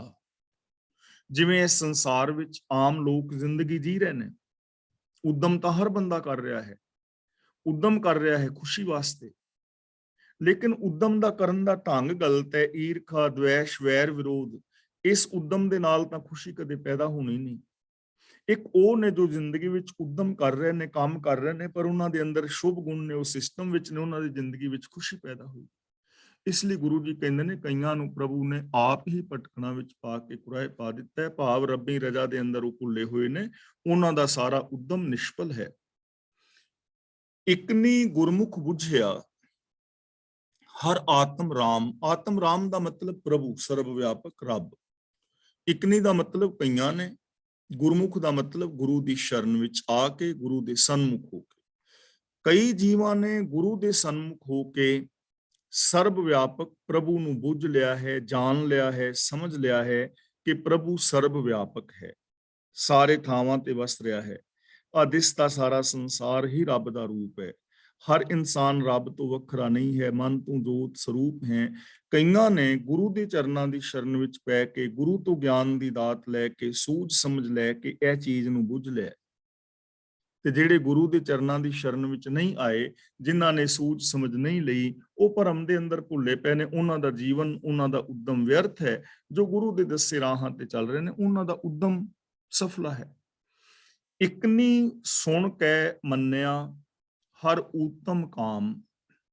ਕਈ ਜੀਵਾਂ ਨੇ ਸੁਣ ਕੇ ਮੰਨ ਲਿਆ ਹੈ, ਗੁਰੂ ਦੀ ਗੱਲ ਸੁਣੀ, ਸੱਚ ਸੁਣਿਆ, ਔਰ ਉਹ ਸੱਚ ਨੂੰ ਮੰਨ ਲਿਆ, ਇੰਪਲੀਮੈਂਟ ਕਰ ਲਿਆ। ਹਰ ਉੱਤਮ ਕਾਮ, ਉਹਨਾਂ ਦਾ ਇਹ ਉਦਮ ਜਿਹੜਾ ਬੜਾ ਚੰਗਾ ਹੈ, ਜਿਨ੍ਹਾਂ ਨੇ ਗੁਰੂ ਦੇ ਗਿਆਨ ਨੂੰ ਸੁਣਿਆ, ਯੂਨੀਵਰਸਲ ਟਰੁੱਥ ਨੂੰ ਸੁਣਿਆ ਔਰ ਸੁਣ ਕੇ ਮੰਨ ਲਿਆ। ਜਿਨ੍ਹਾਂ ਨੇ ਮੰਨ ਲਿਆ, ਕਾਮ ਦਾ ਮਤਲਬ ਉਹਨਾਂ ਦਾ ਕੰਮ, ਉਹਨਾਂ ਦਾ ਉਦਮ, ਉਹਨਾਂ ਦਾ ਇਹ ਉਦਮ ਬੜਾ ਚੰਗਾ ਹੈ। ਉਹ ਹਰੀ ਨੂੰ ਫਿਰ ਹਰ ਥਾਂ ਤੇ ਵੇਖਦੇ ਨੇ, ਉਹਨਾਂ ਦਾ ਜੀਵਨ ਸਫਲਾ ਹੈ। ਤਾਂ ਦੇਖੋ, ਦੋ ਗੱਲਾਂ ਆ ਗਈਆਂ। ਕੁਝ ਲੋਕ ਉਹ ਨੇ ਜੋ ਕਹਿ ਰਹੇ ਨੇ, ਸੁਣ ਰਹੇ ਨੇ, ਲੇਕਿਨ ਉਹਨਾਂ ਨੇ ਮੰਨਿਆ ਨਹੀਂ, ਇੰਪਲੀਮੈਂਟ ਨਹੀਂ ਕੀਤਾ। ਚੰਗੀਆਂ ਗੱਲਾਂ ਕਹੀਆਂ, ਚੰਗੀਆਂ ਗੱਲਾਂ ਸੁਣੀਆਂ, ਪਰ ਇੰਪਲੀਮੈਂਟ ਮਾੜੀਆਂ ਗੱਲਾਂ ਹੀ ਕੀਤੀਆਂ। ਪਰ ਇੱਕ ਉਹ ਨੇ, ਬੇਸ਼ੱਕ ਪਹਿਲਾਂ ਉਹ ਮਾੜੀ ਜ਼ਿੰਦਗੀ ਜੀ ਰਹੇ ਸਨ, ਉਹਨਾਂ ਨੇ ਚੰਗੀਆਂ ਗੱਲਾਂ ਸੁਣੀਆਂ, ਚੰਗੀਆਂ ਗੱਲਾਂ ਕੀਤੀਆਂ ਔਰ ਉਹਨਾਂ ਤੇ ਅਮਲ ਕਰ ਲਿਆ। ਉਹਨਾਂ ਨੇ ਚੰਗਾ ਜੀਵਨ ਕਰਨਾ ਸ਼ੁਰੂ ਕਰ ਦਿੱਤਾ, ਜੀਣਾ, ਤਾਂ ਉਹਨਾਂ ਦਾ ਉਦਮ ਸਫਲਾ ਹੋ ਗਿਆ, ਉਹਨਾਂ ਦਾ ਜੀਵਨ ਸਫਲਾ ਹੋ ਗਿਆ। ਇਸ ਲਈ ਅਸੀਂ ਵੀ ਕਹਿ ਕੇ, ਸੁਣ ਕੇ ਇਹਨਾਂ ਚੀਜ਼ਾਂ ਨੂੰ ਇੰਪਲੀਮੈਂਟ ਕਰਨਾ। ਅੰਤਰ ਹਰ ਰੰਗ ਉਪਜਿਆ ਗਾਇਆ ਹਰ ਗੁਣ ਨਾਮ। ਗਾਇਆ ਹਰ ਗੁਣ ਨਾਮ ਦਾ ਮਤਲਬ ਜਿਨ੍ਹਾਂ ਨੇ ਪ੍ਰਭੂ ਦੀ ਸਿਫਤ ਸਲਾਹ ਕੀਤੀ, ਮਤਲਬ ਰੱਬੀ ਰਜ਼ਾ ਦੇ ਵਿੱਚ ਤੁਰੇ, ਰੱਬੀ ਗੁਣਾਂ ਨੂੰ ਇੰਪਲੀਮੈਂਟ ਕੀਤਾ, ਤਾਂ ਉਹਨਾਂ ਦੇ ਅੰਦਰ ਫਿਰ ਪ੍ਰਭੂ ਦਾ ਪਿਆਰ ਪੈਦਾ ਹੋ ਗਿਆ। ਅੰਤਰ ਹਰ ਰੰਗ ਉਪਜਿਆ, ਜੋ ਪ੍ਰਭੂ ਦੇ ਗੁਣਾਂ ਦੀ ਗੱਲ ਬਾਰ-ਬਾਰ ਕਰਦੇ ਨੇ, ਜੋ ਪ੍ਰਭੂ ਦੇ ਗੁਣਾਂ ਮੁਤਾਬਕ ਜ਼ਿੰਦਗੀ ਜੀਂਦੇ ਨੇ, ਉਹਨਾਂ ਦੇ ਅੰਦਰ ਗੁਣਾਂ ਦਾ ਪਿਆਰ ਪੈਦਾ ਹੋ ਜਾਂਦਾ ਹੈ, ਉਹਨਾਂ ਦੇ ਅੰਦਰ ਵਿਸ਼ਵਾਸ ਬਣ ਜਾਂਦਾ ਹੈ, ਕਿਉਂਕਿ ਉਹਨਾਂ ਨੂੰ ਸਮਝ ਆ ਜਾਂਦੀ ਹੈ ਕਿ ਚੰਗੇ ਕਰਮ ਕਰਨ ਦੇ ਨਾਲ ਸ਼ਾਂਤੀ ਹੈ, ਸੱਚ ਬੋਲਣ ਦੇ ਨਾਲ ਕਿੰਨਾ ਮੈਨੂੰ ਲਾਭ ਹੋਇਆ ਹੈ, ਉਦਮ ਕਰਨ ਨਾਲ ਮੈਨੂੰ ਕਿੰਨਾ ਲਾਭ ਹੋਇਆ ਹੈ, ਪਿਆਰ ਵਾਲੀ ਜ਼ਿੰਦਗੀ ਜੀਵਿਆਂ, ਨਿਮਰਤਾ ਵਾਲੀ ਜ਼ਿੰਦਗੀ ਜੀਵਿਆਂ, ਇਨਸਾਨੀਅਤ ਰਾਹ ਤੇ ਚੱਲਿਆਂ, ਸੱਚੀ ਸੁੱਚੀ ਕਿਰਤ ਕੀਤਿਆਂ ਮੈਨੂੰ ਕਿੰਨੀ ਸ਼ਾਂਤੀ ਮਿਲੀ ਹੈ। ਤਾਂ ਫਿਰ ਉਹਨਾਂ ਦਾ ਇਹਨਾਂ ਕੰਮਾਂ ਦੇ ਨਾਲ ਸੱਚਾ ਪਿਆਰ ਬਣ ਜਾਂਦਾ ਹੈ। ਤਾਂ ਗੁਰੂ ਜੀ ਕਹਿੰਦੇ ਨੇ, ਜਿਨ੍ਹਾਂ ਨੇ ਪ੍ਰਭੂ ਦੀ ਸਿਫਤ ਸਲਾਹ ਕੀਤੀ, ਰੱਬੀ ਗੁਣਾਂ ਦੇ ਜੋ ਧਾਰਨੀ ਹੋਏ, ਉਹਨਾਂ ਦੇ ਅੰਦਰੋਂ ਫਿਰ ਰੱਬੀ ਪਿਆਰ ਪੈਦਾ ਹੋ ਗਿਆ, ਉਹਨਾਂ ਦੀ ਪ੍ਰੀਤ ਪ੍ਰਭੂ ਦੇ ਨਾਲ ਬਣ ਗਈ। ਸ਼ਲੋਕ ਮਹਿਲਾ ਪਹਿਲਾ। ਭੋਲਤਣ ਭੈ ਮਨ ਵਸੈ, ਹੇਕੈ ਪਾਧਰ ਹੀੜ। ਇਹਨੂੰ ਭੋਲਤਨ ਨਹੀਂ ਪੜਨਾ, ਭੁਲਤਣ। ਭੁਲੱਤਣ ਦਾ ਮਤਲਬ ਭੋਲਾਪਨ। ਭੋਲਾਪਨ ਧਾਰਿਆ ਦੋ ਤਰ੍ਹਾਂ ਦੇ ਮਨੁੱਖ ਇਸ ਜ਼ਿੰਦਗੀ ਵਿੱਚ ਹੁੰਦੇ ਨੇ, ਇੱਕ ਹੁੰਦੇ ਨੇ ਭੋਲੇ ਔਰ ਇੱਕ ਹੁੰਦੇ ਨੇ ਚਲਾਕ। ਭੋਲੇ ਦਾ ਮਤਲਬ ਬੇਵਕੂਫ ਨਹੀਂ, ਭੋਲੇ ਦਾ ਮਤਲਬ ਬੇਸਮਝ ਨਹੀਂ। ਭੋਲੇਪਨ ਦਾ ਮਤਲਬ ਹੁੰਦਾ ਹੈ ਜੋ ਅੰਦਰੋਂ ਬਾਹਰੋਂ ਸੱਚੇ ਨੇ। ਜਿਵੇਂ ਅਣਜਾਣੇ ਨੇ ਨਾ ਛੋਟੇ ਬੱਚੇ, ਤਾਂ ਉਹ ਬੇਵਕੂਫ ਪਾਗਲ ਨਹੀਂ ਹੁੰਦੇ, ਉਹ ਭੋਲੇ ਹੁੰਦੇ ਨੇ। ਭੋਲੇ ਦਾ ਮਤਲਬ ਅੰਦਰੋਂ ਬਾਹਰੋਂ ਸੱਚੇ ਨੇ, ਉਹਨਾਂ ਕੋਲ ਚਲਾਕੀ ਨਹੀਂ ਹੁੰਦੀ, ਉਹਨਾਂ ਦਾ ਅੰਦਰੋਂ ਬਾਹਰੋਂ ਇੱਕ ਨੇ ਉਹ। ਜੇ ਕੋਈ ਬਾਹਰ ਆਣ ਕੇ ਕੁੰਡਾ ਖੜਕਾਏ ਨਾ ਤੇ ਉਹਨਾਂ ਦੀ ਮੰਮੀ ਕਹੇ ਕਿ ਜਾ ਬੇਟਾ ਬਾਹਰ ਕਹਿ ਦੇ ਵੀ ਮੰਮੀ ਘਰ ਨਹੀਂ ਹੈ, ਤਾਂ ਉਹ ਸਿੱਧਾ ਜਾ ਕੇ ਹੀ ਕਹਿੰਦੇ ਨੇ ਵੀ ਆਂਟੀ ਮੇਰੀ ਮੰਮੀ ਕਹਿੰਦੀ ਹੈ ਮੈਂ ਘਰ ਨਹੀਂ, ਮੇਰਾ ਡੈਡੀ ਕਹਿੰਦਾ ਮੈਂ ਘਰ ਨਹੀਂ। ਉਹਨਾਂ ਕੋਲ ਚਲਾਕੀ ਨਹੀਂ ਹੈ। ਇਹਨੂੰ ਕਹਿੰਦੇ ਨੇ ਭੋਲਾ। ਭੋਲੇ ਦਾ ਮਤਲਬ ਜਿਹੜਾ ਅੰਦਰੋਂ ਬਾਹਰੋਂ ਸੱਚਾ ਹੈ। ਭੋਲੇ ਦਾ ਮਤਲਬ ਬੇਵਕੂਫ ਨਹੀਂ ਹੈ। ਹੁਣ ਅਸੀਂ ਸਮਝਦੇ ਹਾਂ ਕਿ ਉਹ ਬੱਚਾ ਬੇਵਕੂਫ ਹੈ। ਅਸਲ 'ਚ ਬੇਵਕੂਫ ਉਹ ਬੱਚਾ ਨਹੀਂ ਜਿਹਨੇ ਜਾ ਕੇ ਇਹ ਗੱਲ ਕਹੀ ਹੈ ਕਿ ਮੇਰਾ ਪਿਓ ਕਹਿੰਦਾ ਕਿ ਮੈਂ ਘਰ ਨਹੀਂ, ਜਾਂ ਮੇਰੀ ਮਾਂ ਕਹਿੰਦੀ ਹੈ ਮੈਂ ਘਰ ਨਹੀਂ। ਉਹ ਬੱਚਾ ਬੇਵਕੂਫ ਨਹੀਂ ਹੈ, ਉਹ ਬੱਚਾ ਅਸਲ 'ਚ ਸੱਚਾ ਹੈ। ਬੇਵਕੂਫ ਅਸੀਂ ਹਾਂ ਜੋ ਉਹਦੇ ਤੋਂ ਝੂਠ ਬੁਲਵਾਉਣਾ ਚਾਹ ਰਹੇ ਹਾਂ। ਬੇਵਕੂਫੀ ਸਾਡੀ ਹੈ, ਲੇਕਿਨ ਕਿਆ ਬੱਚੇ ਨੂੰ ਬੇਵਕੂਫ ਜਾ ਰਿਹਾ ਹੈ ਨਾ ਉਲਟਾ ਕੰਮ। ਤਾਂ ਭੋਲੱਤਣ ਦਾ ਮਤਲਬ ਭੋਲਾਪਨ ਜੋ ਅੰਦਰੋਂ ਬਾਹਰੋਂ ਸੱਚਾ ਹੈ। ਹੁਣ ਰੱਬ ਕਿਵੇਂ ਵਸੇਗਾ ਹਿਰਦੇ ਵਿੱਚ? ਭੋਲੱਤਣ ਭੈ ਮਨ ਵਸੈ। ਭੈ ਦਾ ਮਤਲਬ ਰੱਬੀ ਡਰ, ਹੇਕੈ ਦਾ ਮਤਲਬ ਇੱਕੋ ਹੀ, ਪਾਦਰ ਦਾ ਮਤਲਬ ਰਾਸਤਾ, ਤੇ ਹੀੜ ਦਾ ਮਤਲਬ ਹੈ ਚਾਲ। ਹੀੜ ਦਾ ਮਤਲਬ ਚਾਲ। ਭੋਲਾਪਨ ਧਾਰਿਆ ਰੱਬ ਮਨ ਵਿੱਚ ਵਸਦਾ ਹੈ। ਭੋਲੱਤਣ ਪੈ ਮਨ ਵਸੈ। ਪਾਵਨ ਬਾਣੀ ਚ ਹੋਰ ਥਾਂ ਵੀ ਆਇਆ ਨਾ, ਭੋਲੇ ਭਾਏ ਮਿਲੇ ਰਘੁਰਾਇਆ, ਕਿ ਭੋਲੇ ਭਾ ਦੇ ਨਾਲ ਪਾਇਓ ਬਾਲ ਬੁੱਧ ਸੁਖਰੇ, ਬੱਚਿਆਂ ਵਾਲੀ ਬੁੱਧੀ, ਭੋਲਾਪਨ ਅੰਦਰੋਂ ਬਾਹਰੋਂ ਸੱਚਾ। ਤਾਂ ਗੁਰੂ ਜੀ ਕਹਿੰਦੇ ਅੰਦਰੋਂ ਬਾਹਰੋਂ ਸੱਚੇ ਹੋਣ ਦੇ ਨਾਲ ਪ੍ਰਭੂ ਮਨ ਵਿੱਚ ਵਸਦਾ ਹੈ। ਹੇਕੈ ਪਾਦਰ। ਹੇਕੈ ਪਾਦਰ ਦਾ ਮਤਲਬ ਇੱਕ ਹੀ ਰਾਸਤਾ ਹੈ ਰੱਬ ਨੂੰ ਮਿਲਣ ਦਾ, ਭੋਲਾਪਨ। ਹੀੜ ਦਾ ਮਤਲਬ ਇੱਕੋ ਹੀ ਚਾਲ ਹੈ, ਇੱਕੋ ਹੀ ਜੀਵਨ ਦਾ ਢੰਗ ਹੈ, ਇੱਕ ਹੀ ਰਾਸਤਾ ਹੈ, ਇੱਕ ਹੀ ਜੀਵਨ ਦੀ ਚਾਲ, ਜੀਵਨ ਦਾ ਢੰਗ ਹੈ ਜਿਸ ਰਾਹੀਂ ਰੱਬ ਨੂੰ ਮਿਲਿਆ ਜਾ ਸਕਦਾ ਹੈ। ਹੋਰ ਕੋਈ ਸਾਧਨ ਨਹੀਂ ਹੈ, ਚਲਾਕੀਆਂ ਦੇ ਨਾਲ ਨਹੀਂ ਮਿਲਿਆ ਜਾ ਸਕਦਾ। ਤੀਰਥਾਂ ਤੇ ਨਹਾ ਕੇ ਤੇ ਠੱਗੀਆਂ ਮਾਰ ਕੇ ਰੱਬ ਨੂੰ ਨਹੀਂ ਮਿਲਿਆ ਜਾ ਸਕਦਾ। ਵਰਤਨ ਰਾਤਿਆਂ ਸਰਾਧਾਂ ਨਾਲ ਨਹੀਂ ਮਿਲਦਾ, ਮਾਲਾ ਫੇਰਨ ਨਾਲ ਨਹੀਂ ਮਿਲਦਾ। ਇੱਕ ਹੀ ਰਾਸਤਾ ਹੈ, ਇੱਕੋ ਹੀ ਜੀਵਨ ਦਾ ਢੰਗ ਹੈ, ਤੇ ਉਹ ਹੈ ਭੋਲਤਣ। ਯਾਨੀ ਭੋਲਾਪਨ ਧਾਰਿਆ ਹੀ ਰੱਬ ਦਾ ਮਨ, ਰੱਬ ਦਾ ਭੈ ਹੁਕਮ ਮਨ ਵਿੱਚ ਵਸਦਾ ਹੈ, ਰੱਬੀ ਗੁਣ ਮਨ ਵਿੱਚ ਵਸਦੇ ਨੇ, ਚਲਾਕੀਆਂ ਦੇ ਨਾਲ ਨਹੀਂ। ਹੇਕੈ ਪਾਦਰ ਹੀੜ, ਇੱਕੋ ਹੀ ਰਾਸਤਾ ਹੈ, ਇੱਕੋ ਹੀ ਚਾਲ ਹੈ, ਇੱਕ ਹੀ ਜੀਵਨ ਦੀ ਜੁਗਤ ਹੈ, ਤੇ ਉਹ ਹੈ ਭੋਲਾਪਨ। ਰੱਬੀ ਡਰ ਅਦਬ ਦੇ ਅੰਦਰ ਰਹਿਣਾ, ਔਰ ਭੋਲਾਪਨ ਦਾ ਮਤਲਬ ਅੰਦਰੋਂ ਬਾਹਰੋਂ ਰੱਬੀ ਡਰ ਅਦਬ ਵਿੱਚ ਰਹਿਣਾ। ਇਹ ਨਹੀਂ ਵੀ ਗੱਲਾਂ ਰੱਬੀ ਡਰ ਅਦਬ ਦੀਆਂ ਕਰੀ ਜਾਣੀਆਂ ਤੇ ਅੰਦਰੋਂ ਚਲਾਕੀਆਂ, ਐਵੇਂ ਨਹੀਂ ਰੱਬ ਮਿਲਦਾ। ਦੇਖੋ ਕਿੰਨਾ ਸੋਹਣਾ ਸਾਧਨ ਹੈ ਰੱਬ ਦੇ ਨਾਲ ਮਿਲਣ ਦਾ, ਰੱਬ ਵਿੱਚ ਅਭੇਦ ਹੋਣ ਦਾ। ਹੁਣ ਸਵਾਲ ਤੇ ਸਿਰਫ ਇਹ ਹੈ ਕਿ ਕੀ ਆਮ ਜੋ ਬੰਦਾ ਹੈ ਉਹ ਇਸ ਭੋਲੇਪਨ ਨੂੰ ਵਰਤਦਾ ਹੈ ਜਾਂ ਨਹੀਂ ਵਰਤਦਾ। ਜਿੱਥੇ ਚਲਾਕੀਆਂ ਹੋਣਗੀਆਂ ਉੱਥੇ ਰੱਬ ਨਹੀਂ ਹੈ। ਗੱਲੀ ਕਿਨੇ ਨਾ ਪਾਇਆ, ਜਾਂ ਗੱਲੀ ਜੋਗ ਨਾ ਹੋਈ, ਜਾਂ ਸਹਿ ਸਿਆਣਪਾਂ ਲੱਖ ਹੋਏ ਤਾਂ ਇੱਕ ਨਾ ਚੱਲੇ ਨਾਲ, ਚਤੁਰਾਈ ਸਿਆਣਪਾਂ ਕਿਤੇ ਕੰਮ ਨਾ ਆਈ ਹੈ। ਇਹ ਮਨ ਚੰਚਲਾ ਚਤੁਰਾਈ ਕਿਨੇ ਨਾ ਪਾਇਆ। ਚਤੁਰਾਈਆਂ ਨਾਲ ਨਹੀਂ, ਭੋਲੇਪਨ, ਅੰਦਰੋਂ ਬਾਹਰੋਂ ਇੱਕ ਹੋਣਾ, ਇਹ ਇੱਕੋ ਇੱਕ ਰਾਸਤਾ ਹੈ, ਇਹ ਇੱਕੋ ਇੱਕ ਜੀਵਨ ਦੀ ਜੁਗਤ ਹੈ, ਪ੍ਰਭੂ ਦੇ ਭੈ ਅਦਬ ਔਰ ਡਰ ਨੂੰ ਮਨ ਵਿੱਚ ਵਸਾਉਣ ਦੀ। ਤੇ ਜੇ ਬੰਦਾ ਅੰਦਰੋਂ ਬਾਹਰੋਂ ਇੱਕ ਨਹੀਂ, ਜੇ ਅੰਦਰ ਚਲਾਕੀਆਂ ਨੇ, ਤਾਂ ਫਿਰ ਉਹਦਾ ਰਿਜ਼ਲਟ ਕੀ ਹੈ? ਅਤ ਡਾਹਪਣ ਦੁੱਖ ਕਣੋ ਤੀਨੇ ਥਾਮ ਭਰੀੜ। ਇਥੇ ਥਾਵ ਨਹੀਂ ਪੜਨਾ, ਥਾਮ। ਡਾਹਪਣ ਦਾ ਮਤਲਬ ਡਾਹ, ਸਾੜਾ, ਈਰਖਾ। ਅਤ ਦਾ ਮਤਲਬ ਬਹੁਤ ਜ਼ਿਆਦਾ, ਦੁੱਖ ਕਣੋ ਦਾ ਮਤਲਬ ਬਹੁਤ ਵੱਡਾ ਦੁੱਖ। ਤੀਨੇ ਥਾਮ, ਤੀਨੇ ਥਾਮ ਦਾ ਮਤਲਬ ਮਨ, ਬਚਨ ਔਰ ਕਰਮ। ਤੇ ਭਰੀੜ ਦਾ ਮਤਲਬ ਇੱਥੇ ਹੈਗਾ ਹੈ ਭ੍ਰਿਸ਼ਟ। ਤੀਨੇ ਥਾਮ ਮਨ, ਬਚਨ, ਕਰਮ। ਭਰੀੜ ਦਾ ਮਤਲਬ ਭ੍ਰਸ਼ਟ। ਡਾਹਪਨ ਦਾ ਮਤਲਬ ਸਾੜਾ। ਹੁਣ ਜੇ ਅੰਦਰ ਭੋਲਾਪਨ ਨਹੀਂ, ਅੰਦਰੋਂ ਬਾਹਰੋਂ ਸਚਾਈ ਨਹੀਂ ਹੈ, ਲੇਕਿਨ ਅੰਦਰ ਈਰਖਾ ਹੈ, ਚਲਾਕੀਆਂ ਨੇ, ਤਾਂ ਗੁਰੂ ਜੀ ਕਹਿੰਦੇ ਨੇ ਸਾੜੇ ਔਰ ਈਰਖਾ ਦੇ ਕਾਰਨ ਬਹੁਤ ਦੁੱਖ ਲੱਗਦਾ ਹੈ। ਤੀਨੇ ਥਾਮ ਭਰੀੜ ਦਾ ਮਤਲਬ ਤਿੰਨੇ ਥਾਂ ਮਨ, ਬਚਨ ਔਰ ਕਰਮ ਭ੍ਰਿਸ਼ਟ ਹੋ ਜਾਂਦੇ ਨੇ।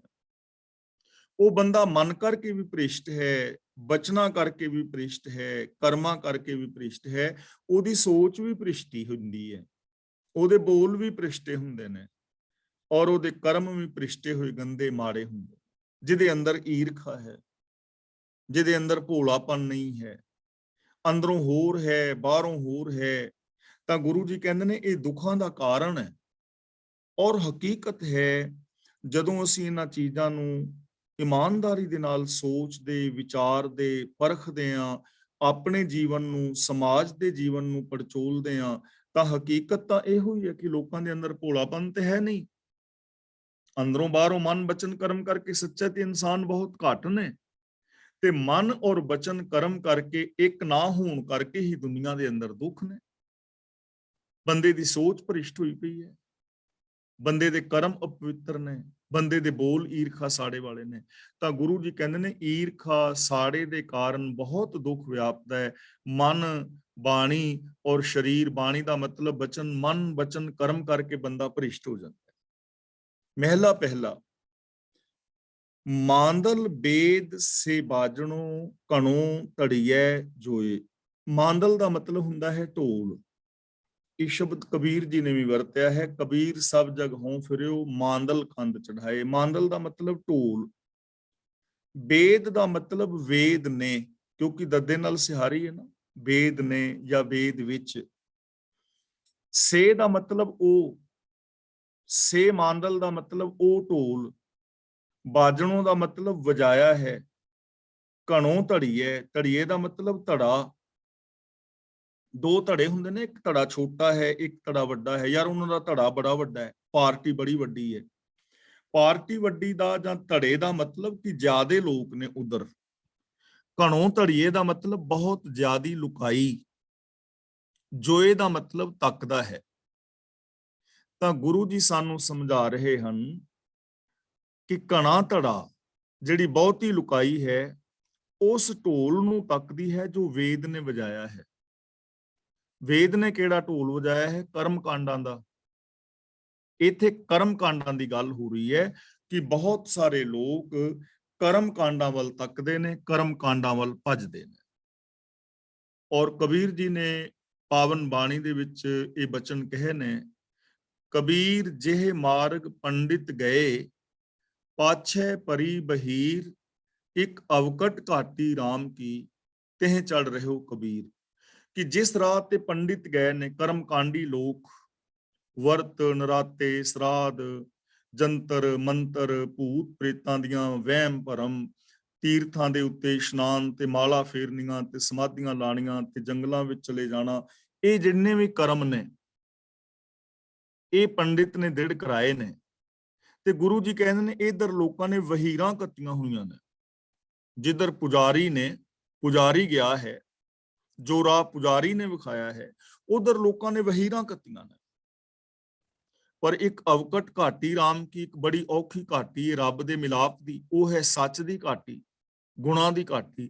ਤੇ ਇਹ ਚੜ ਰਹੇ ਹੋ ਕਬੀਰ। ਕਬੀਰ ਜੀ ਕਹਿੰਦੇ ਨੇ ਮੈਂ ਤੇ ਉਸ ਘਾਟੀ ਤੇ ਚੜਿਆ, ਮੈਂ ਤਾਂ ਉਸ ਔਖੀ ਘਾਟੀ ਵੱਲ ਜਾ ਰਿਹਾ ਜੋ ਸਤ ਸੰਤੋਖ ਦਇਆ ਧਰਮ ਦੀ ਹੈ, ਜਿੱਥੇ ਨਿਰੋਲ ਸੱਚ ਹੈ, ਜਿੱਥੇ ਇਨਸਾਨੀਅਤ ਹੈ, ਜਿੱਥੇ ਜਾ ਕੇ ਹਰ ਇੱਕ ਦੇ ਅੰਦਰ ਰੱਬ ਨਜ਼ਰੀ ਪੈਂਦਾ ਹੈ, ਉਸ ਘਾਟੀ ਵੱਲ ਮੈਂ ਜਾ ਰਿਹਾ ਹਾਂ। ਤੇ ਹਕੀਕਤ ਹੈ ਉਸ ਘਾਟੀ ਵੱਲ ਬਹੁਤ ਘੱਟ ਲੋਕ ਜਾ ਰਹੇ ਨੇ, ਰਾਹ ਵੱਲ।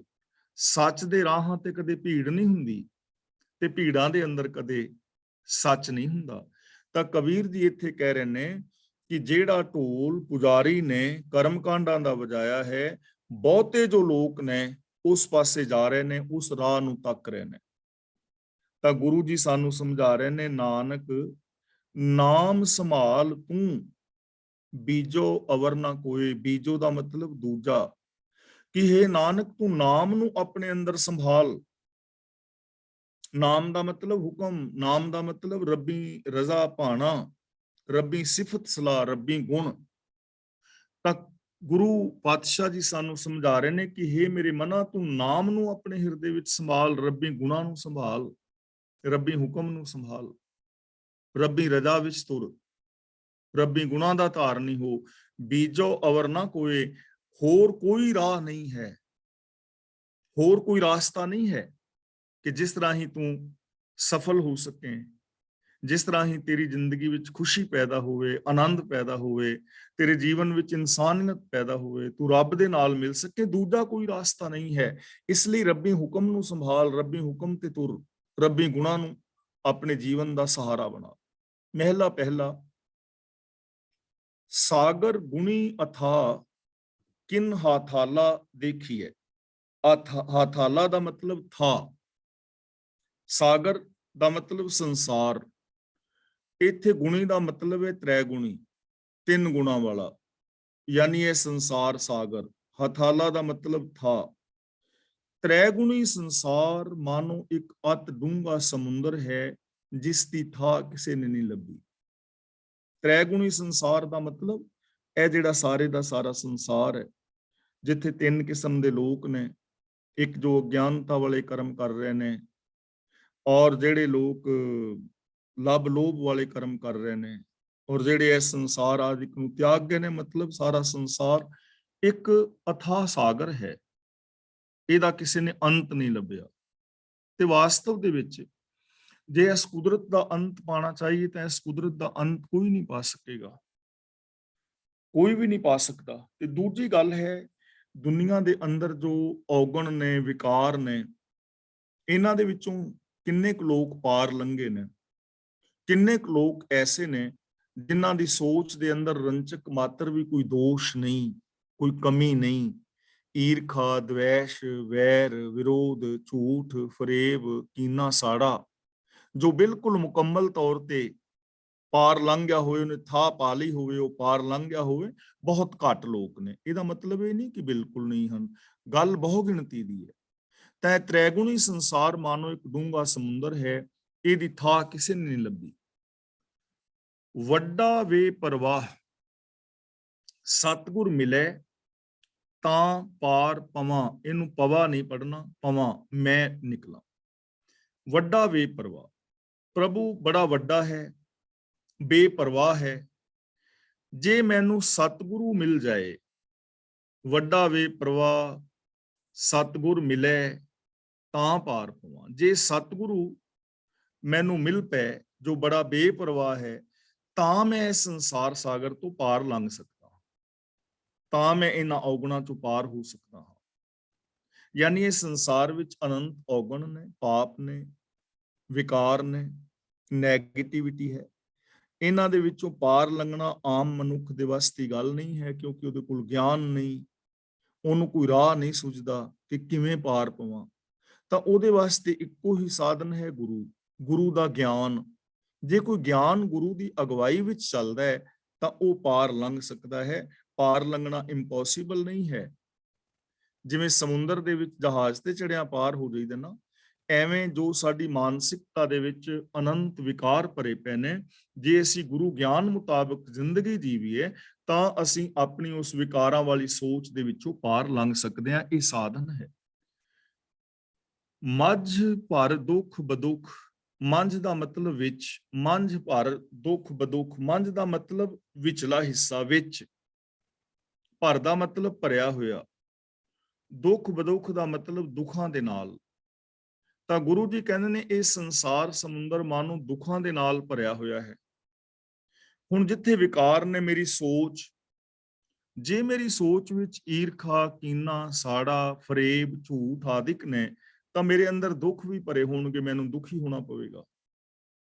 ਦੁੱਖਾਂ ਦੇ ਨਾਲ ਜਿੱਥੇ ਵਿਕਾਰ ਹੋਣਗੇ ਉੱਥੇ ਦੁੱਖ ਵੀ ਹੋਣਗੇ। ਤੇ ਜੇ ਮੇਰੀ ਸੋਚ ਦੇ ਅੰਦਰ ਸਤ, ਸੰਤੋਖ, ਦਇਆ, ਧਰਮ ਆਦਿਕ ਹੈ, ਸੱਚਾਈ ਹੈ, ਤਾਂ ਫਿਰ ਉੱਥੇ ਸੁੱਖ ਹੋਣਗੇ। ਹੁਣ ਮੇਰੇ ਤੇ ਡਿਪੈਂਡ ਕਰਦਾ ਹੈ ਕਿ ਮੈਂ ਆਪਣੀ ਸੋਚ ਨੂੰ ਗੁਣਾਂ ਦੇ ਨਾਲ ਭਰਨਾ ਹੈ, ਔਗਣਾਂ ਨਾਲ ਭਰਨਾ ਹੈ, ਦੁੱਖਾਂ ਨਾਲ ਭਰਨਾ ਹੈ ਜਾਂ ਸੁੱਖਾਂ ਦੇ ਨਾਲ ਭਰਨਾ ਹੈ। ਤਾਂ ਗੁਰੂ ਜੀ ਕਹਿੰਦੇ ਨੇ ਇਹ ਸਾਰਾ ਜਗਤ ਜਿਹੜਾ ਹੈ, ਆਮ ਮਨੁੱਖ ਦੀ ਸੋਚ ਦੁੱਖਾਂ ਦੇ ਨਾਲ ਭਰੀ ਪਈ ਹੈ।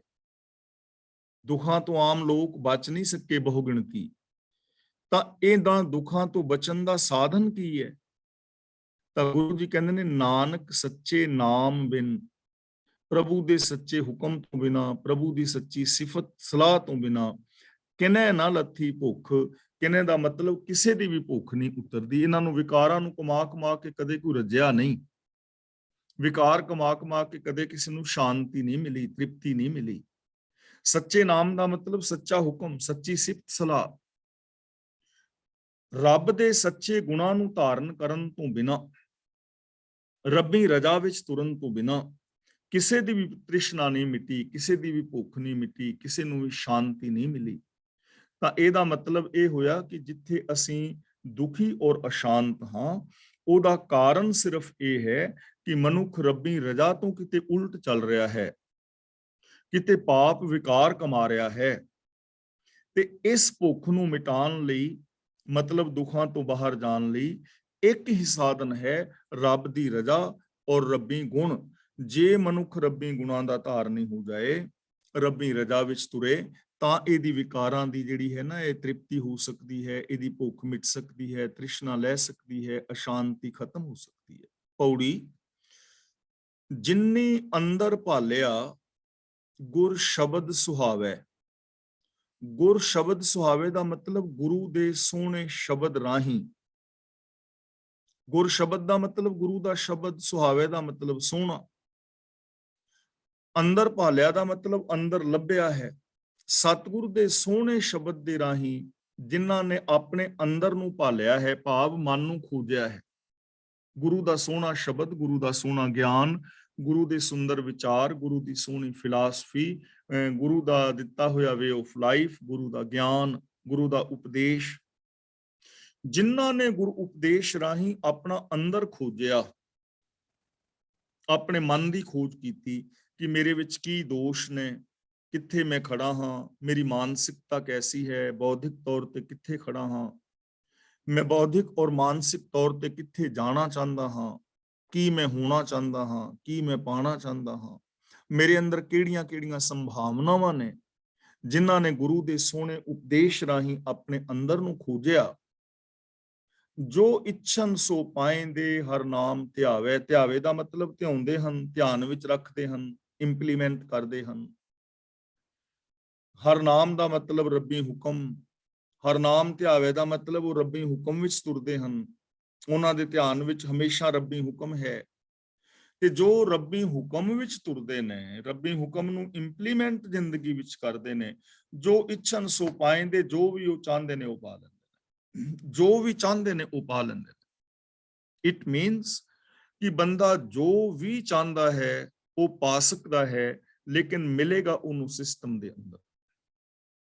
ਜੇ ਅਸੀਂ ਸੁਖ ਸ਼ਾਂਤੀ ਆਨੰਦ ਖੇੜਾ ਪ੍ਰਸੰਨਤਾ ਚਾਹੁੰਦੇ ਹਾਂ ਤਾਂ ਪਾ ਸਕਦੇ ਹਾਂ, ਪਰ ਮਿਲੇਗਾ ਨਾਮ ਅਨੁਸਾਰ। ਨਾਮ ਦਾ ਮਤਲਬ ਹੁਕਮ ਅਨੁਸਾਰ। ਕੁਝ ਰਿਕੁਆਇਰਮੈਂਟ ਨੇ, ਉਹ ਰਿਕੁਆਇਰਮੈਂਟ ਪੂਰੀਆਂ ਕਰਨੀਆਂ ਪੈਣਗੀਆਂ ਉਹਦੇ ਤੋਂ ਬਿਨਾਂ, ਰੱਬੀ ਹੁਕਮ ਵਿੱਚ ਤੁਰਨ ਤੋਂ ਬਿਨਾਂ। ਮੰਨ ਲਓ ਕਿ ਮੈਂ ਆਪਣੇ ਪਰਿਵਾਰ ਵਿੱਚ ਸੁਖ ਸ਼ਾਂਤੀ ਆਨੰਦ ਖੇੜਾ ਪ੍ਰਸੰਨਤਾ ਚਾਹੁੰਦਾ ਹਾਂ, ਤਾਂ ਸਾਡਾ ਪਰਿਵਾਰ ਆਨੰਦ ਮੰਗਲ ਖੇੜਾ ਪ੍ਰਸੰਨਤਾ ਪਾ ਸਕਦਾ ਹੈ, ਪਰ ਸਿਸਟਮ ਵਿੱਚ ਤੁਰ ਕੇ, ਸੱਚ ਨੂੰ ਆਧਾਰ ਬਣਾ ਕੇ ਜੇ ਸਾਰੇ ਪਰਿਵਾਰ ਦੇ ਮੈਂਬਰ ਆਪਣੇ ਫਰਜ਼ਾਂ ਨੂੰ ਪੂਰੀਆਂ ਕਰਨਗੇ ਤਾਂ ਅਸੀਂ ਪਾ ਸਕਦੇ ਹਾਂ, ਇਸ ਤੋਂ ਬਿਨਾਂ ਨਹੀਂ। ਜੇ ਅਸੀਂ ਪਰਿਵਾਰ ਦੇ ਮੈਂਬਰ ਇੱਕ ਦੂਜੇ ਨੂੰ ਧੋਖਾ ਦਈਏ, ਮਾੜਾ ਬੋਲੀਏ, ਤਾਂ ਫਿਰ ਅਸੀਂ ਨਹੀਂ ਪਾ ਸਕਦੇ। ਤਾਂ ਗੁਰੂ ਜੀ ਕਹਿੰਦੇ ਨੇ ਜੋ ਰੱਬੀ ਰਜਾ ਵਿੱਚ ਤੁਰਦੇ ਨੇ, ਜੋ ਵੀ ਚਾਹੁੰਦੇ ਨੇ ਉਹ ਪਾ। ਜਿਸ ਨੂੰ ਕਿਰਪਾ ਕਰੇ ਤਿਸ ਗੁਰ ਮਿਲੇ, ਸੋ ਹਰ ਗੁਣ ਗਾਵੇ। ਪਰ ਇਸ ਸਿਸਟਮ ਵਿੱਚ ਤੁਰਦਾ ਕੌਣ ਹੈ? ਜਿਹਨੂੰ ਗੁਰੂ ਮਿਲਦਾ ਹੈ। ਤਾਂ ਗੁਰੂ ਜੀ ਕਹਿੰਦੇ ਨੇ ਜਿਸ ਤੇ ਪ੍ਰਭੂ ਕਿਰਪਾ ਕਰਦਾ ਹੈ ਉਹਨੂੰ ਗੁਰੂ ਮਿਲ ਪੈਂਦਾ ਹੈ, ਉਹ ਗੁਰੂ ਦੀ ਸ਼ਰਨ ਵਿੱਚ ਆ ਜਾਂਦਾ ਹੈ। ਤੇ ਜੋ ਗੁਰੂ ਦੀ ਚਰਨਾਂ ਦੀ ਸ਼ਰਨ ਵਿੱਚ ਆਉਂਦਾ ਹੈ, ਜੋ ਗੁਰੂ ਨੂੰ ਮਿਲਦਾ ਹੈ, ਉਹਦੀ ਨਿਸ਼ਾਨੀ ਇਹ ਹੈ ਕਿ ਸੋ ਹਰ ਗੁਣ ਗਾਵੇ। ਉਹ ਸਿਰਫ ਗੁਣ ਗਾਉਂਦਾ ਹੈ, ਉਹ ਮਨ ਬਚਨ ਕਰਮ ਕਰਕੇ ਗੁਣਾਂ ਦਾ ਧਾਰ ਨਹੀਂ ਹੈ। ਇਹ ਗੁਰੂ ਦੇ ਮਿਲਾਪ ਦੀ ਨਿਸ਼ਾਨੀ ਹੈ। ਇਹ ਗੁਰੂ ਦੇ ਦੱਸੇ ਰਾਹ ਤੇ ਤੁਰਨ ਵਾਲੇ ਬੰਦੇ ਦੀ ਨਿਸ਼ਾਨੀ ਹੈ ਕਿ ਉਹਦੀ ਜ਼ਿੰਦਗੀ ਵਿੱਚ ਸਿਰਫ ਗੁਣ ਹੋਣਗੇ। ਸੋਚ ਵਿੱਚ ਵੀ ਗੁਣ ਨੇ, ਬੋਲ ਗੁਣਾ ਵਾਲੇ ਨੇ, ਬਿਹੇਵੀਅਰ ਗੁਣਾ ਵਾਲਾ ਹੈ। ਉਹ ਫਿਰ ਜੋ ਵੀ ਚਾਹੁੰਦਾ ਹੈ ਸੁਖ ਆਰਾਮ ਪਾ ਲੈਂਦਾ। ਧਰਮ ਰਾਏ ਤਿਨਕਾ ਮਿੱਤ ਹੈ, ਜਮ ਮਗ ਨਾ ਪਾਵੇ। ਧਰਮਰਾਜ ਉਹਨਾਂ ਦਾ ਮਿੱਤਰ ਬਣ ਜਾਂਦਾ ਹੈ। ਉਹਨਾਂ ਨੂੰ ਜਮ ਦੇ ਰਾਹ ਤੇ ਨਹੀਂ ਤੋਰਦਾ। ਹੁਣ ਇਹ ਚੀਜ਼ ਸਮਝਣ ਵਾਲੀ ਹੈ ਵੀ ਧਰਮਰਾਜ ਉਹਨਾਂ ਦਾ ਮਿੱਤਰ ਬਣ ਜਾਂਦਾ ਹੈ। ਧਰਮਰਾਜ ਉਹਨਾਂ ਨੂੰ ਜਮ ਦੇ ਰਾਹ, ਜਮ ਦਾ ਮਤਲਬ ਆਤਮਿਕ ਮੌਤ, ਤੇ ਧਰਮਰਾਜ ਦਾ ਮਤਲਬ ਕੀ ਹੈ ਜੀ? ਰੱਬ ਦਾ ਇੱਕ ਕੁਦਰਤ ਦਾ ਬਜਵਾਂ ਨਿਯਮ, ਰੱਬ ਦਾ ਜੋ ਬਧਵਾਂ ਕੁਦਰਤ ਦਾ ਨਿਯਮ ਹੈ ਨਾ, ਇੱਕ ਬਜਵਾਂ ਨਿਯਮ, ਉਹ ਫਿਰ ਉਹਨਾਂ ਦਾ ਮਿੱਤਰ ਬਣ ਜਾਂਦਾ ਹੈ। ਉਸ ਕੁਦਰਤ ਦੇ ਨਿਯਮ ਨੂੰ, ਰਜਾ ਭਾਣੇ ਨੂੰ ਆਪਣਾ ਮਿੱਤਰ ਬਣਾ ਲੈਂਦੇ ਨੇ। ਤੇ ਉਹ ਜੋ ਰੱਬ ਦਾ ਬਜਵਾਂ ਨਿਯਮ ਹੈ ਨਾ ਕੁਦਰਤ ਦਾ, ਉਹ ਫਿਰ ਉਹਨਾਂ ਨੂੰ ਆਤਮਿਕ ਮੌਤ ਦੇ ਰਾਹ ਤੇ ਨਹੀਂ ਤੋਰਦਾ।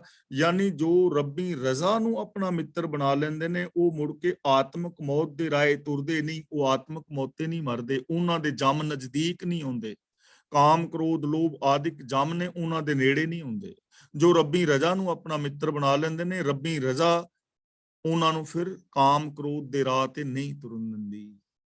ਤਾਂ ਜੋ ਕੁਦਰਤ ਦਾ ਬਜਵਾਂ ਨਿਯਮ ਹੈ, ਰੱਬ ਦੀ ਜੋ ਰਜ਼ਾ ਪਾਣਾ ਹੈ, ਉਹ ਉਹਨਾਂ ਦਾ ਮਿੱਤਰ ਹੁੰਦਾ ਹੈ, ਭਾਵ ਉਹਨਾਂ ਦੇ ਨਾਲ ਮਿੱਤਰਤਾ ਬਣਾਉਂਦੇ ਨੇ, ਔਰ ਉਹ ਆਤਮਿਕ ਮੌਤ ਦੇ ਰਾਹ ਤੇ ਕਦੇ ਵੀ ਨਹੀਂ ਪੈਂਦੇ। ਉਹਨਾਂ ਦੀ ਨਿਸ਼ਾਨੀ ਦੱਸਦੇ ਨੇ ਪਏ, ਹਰ ਨਾਮ ਧਿਆਵਹਿ ਦਿਨਸ ਰਾਤ, ਹਰ ਨਾਮ ਸਮਾਵੈ।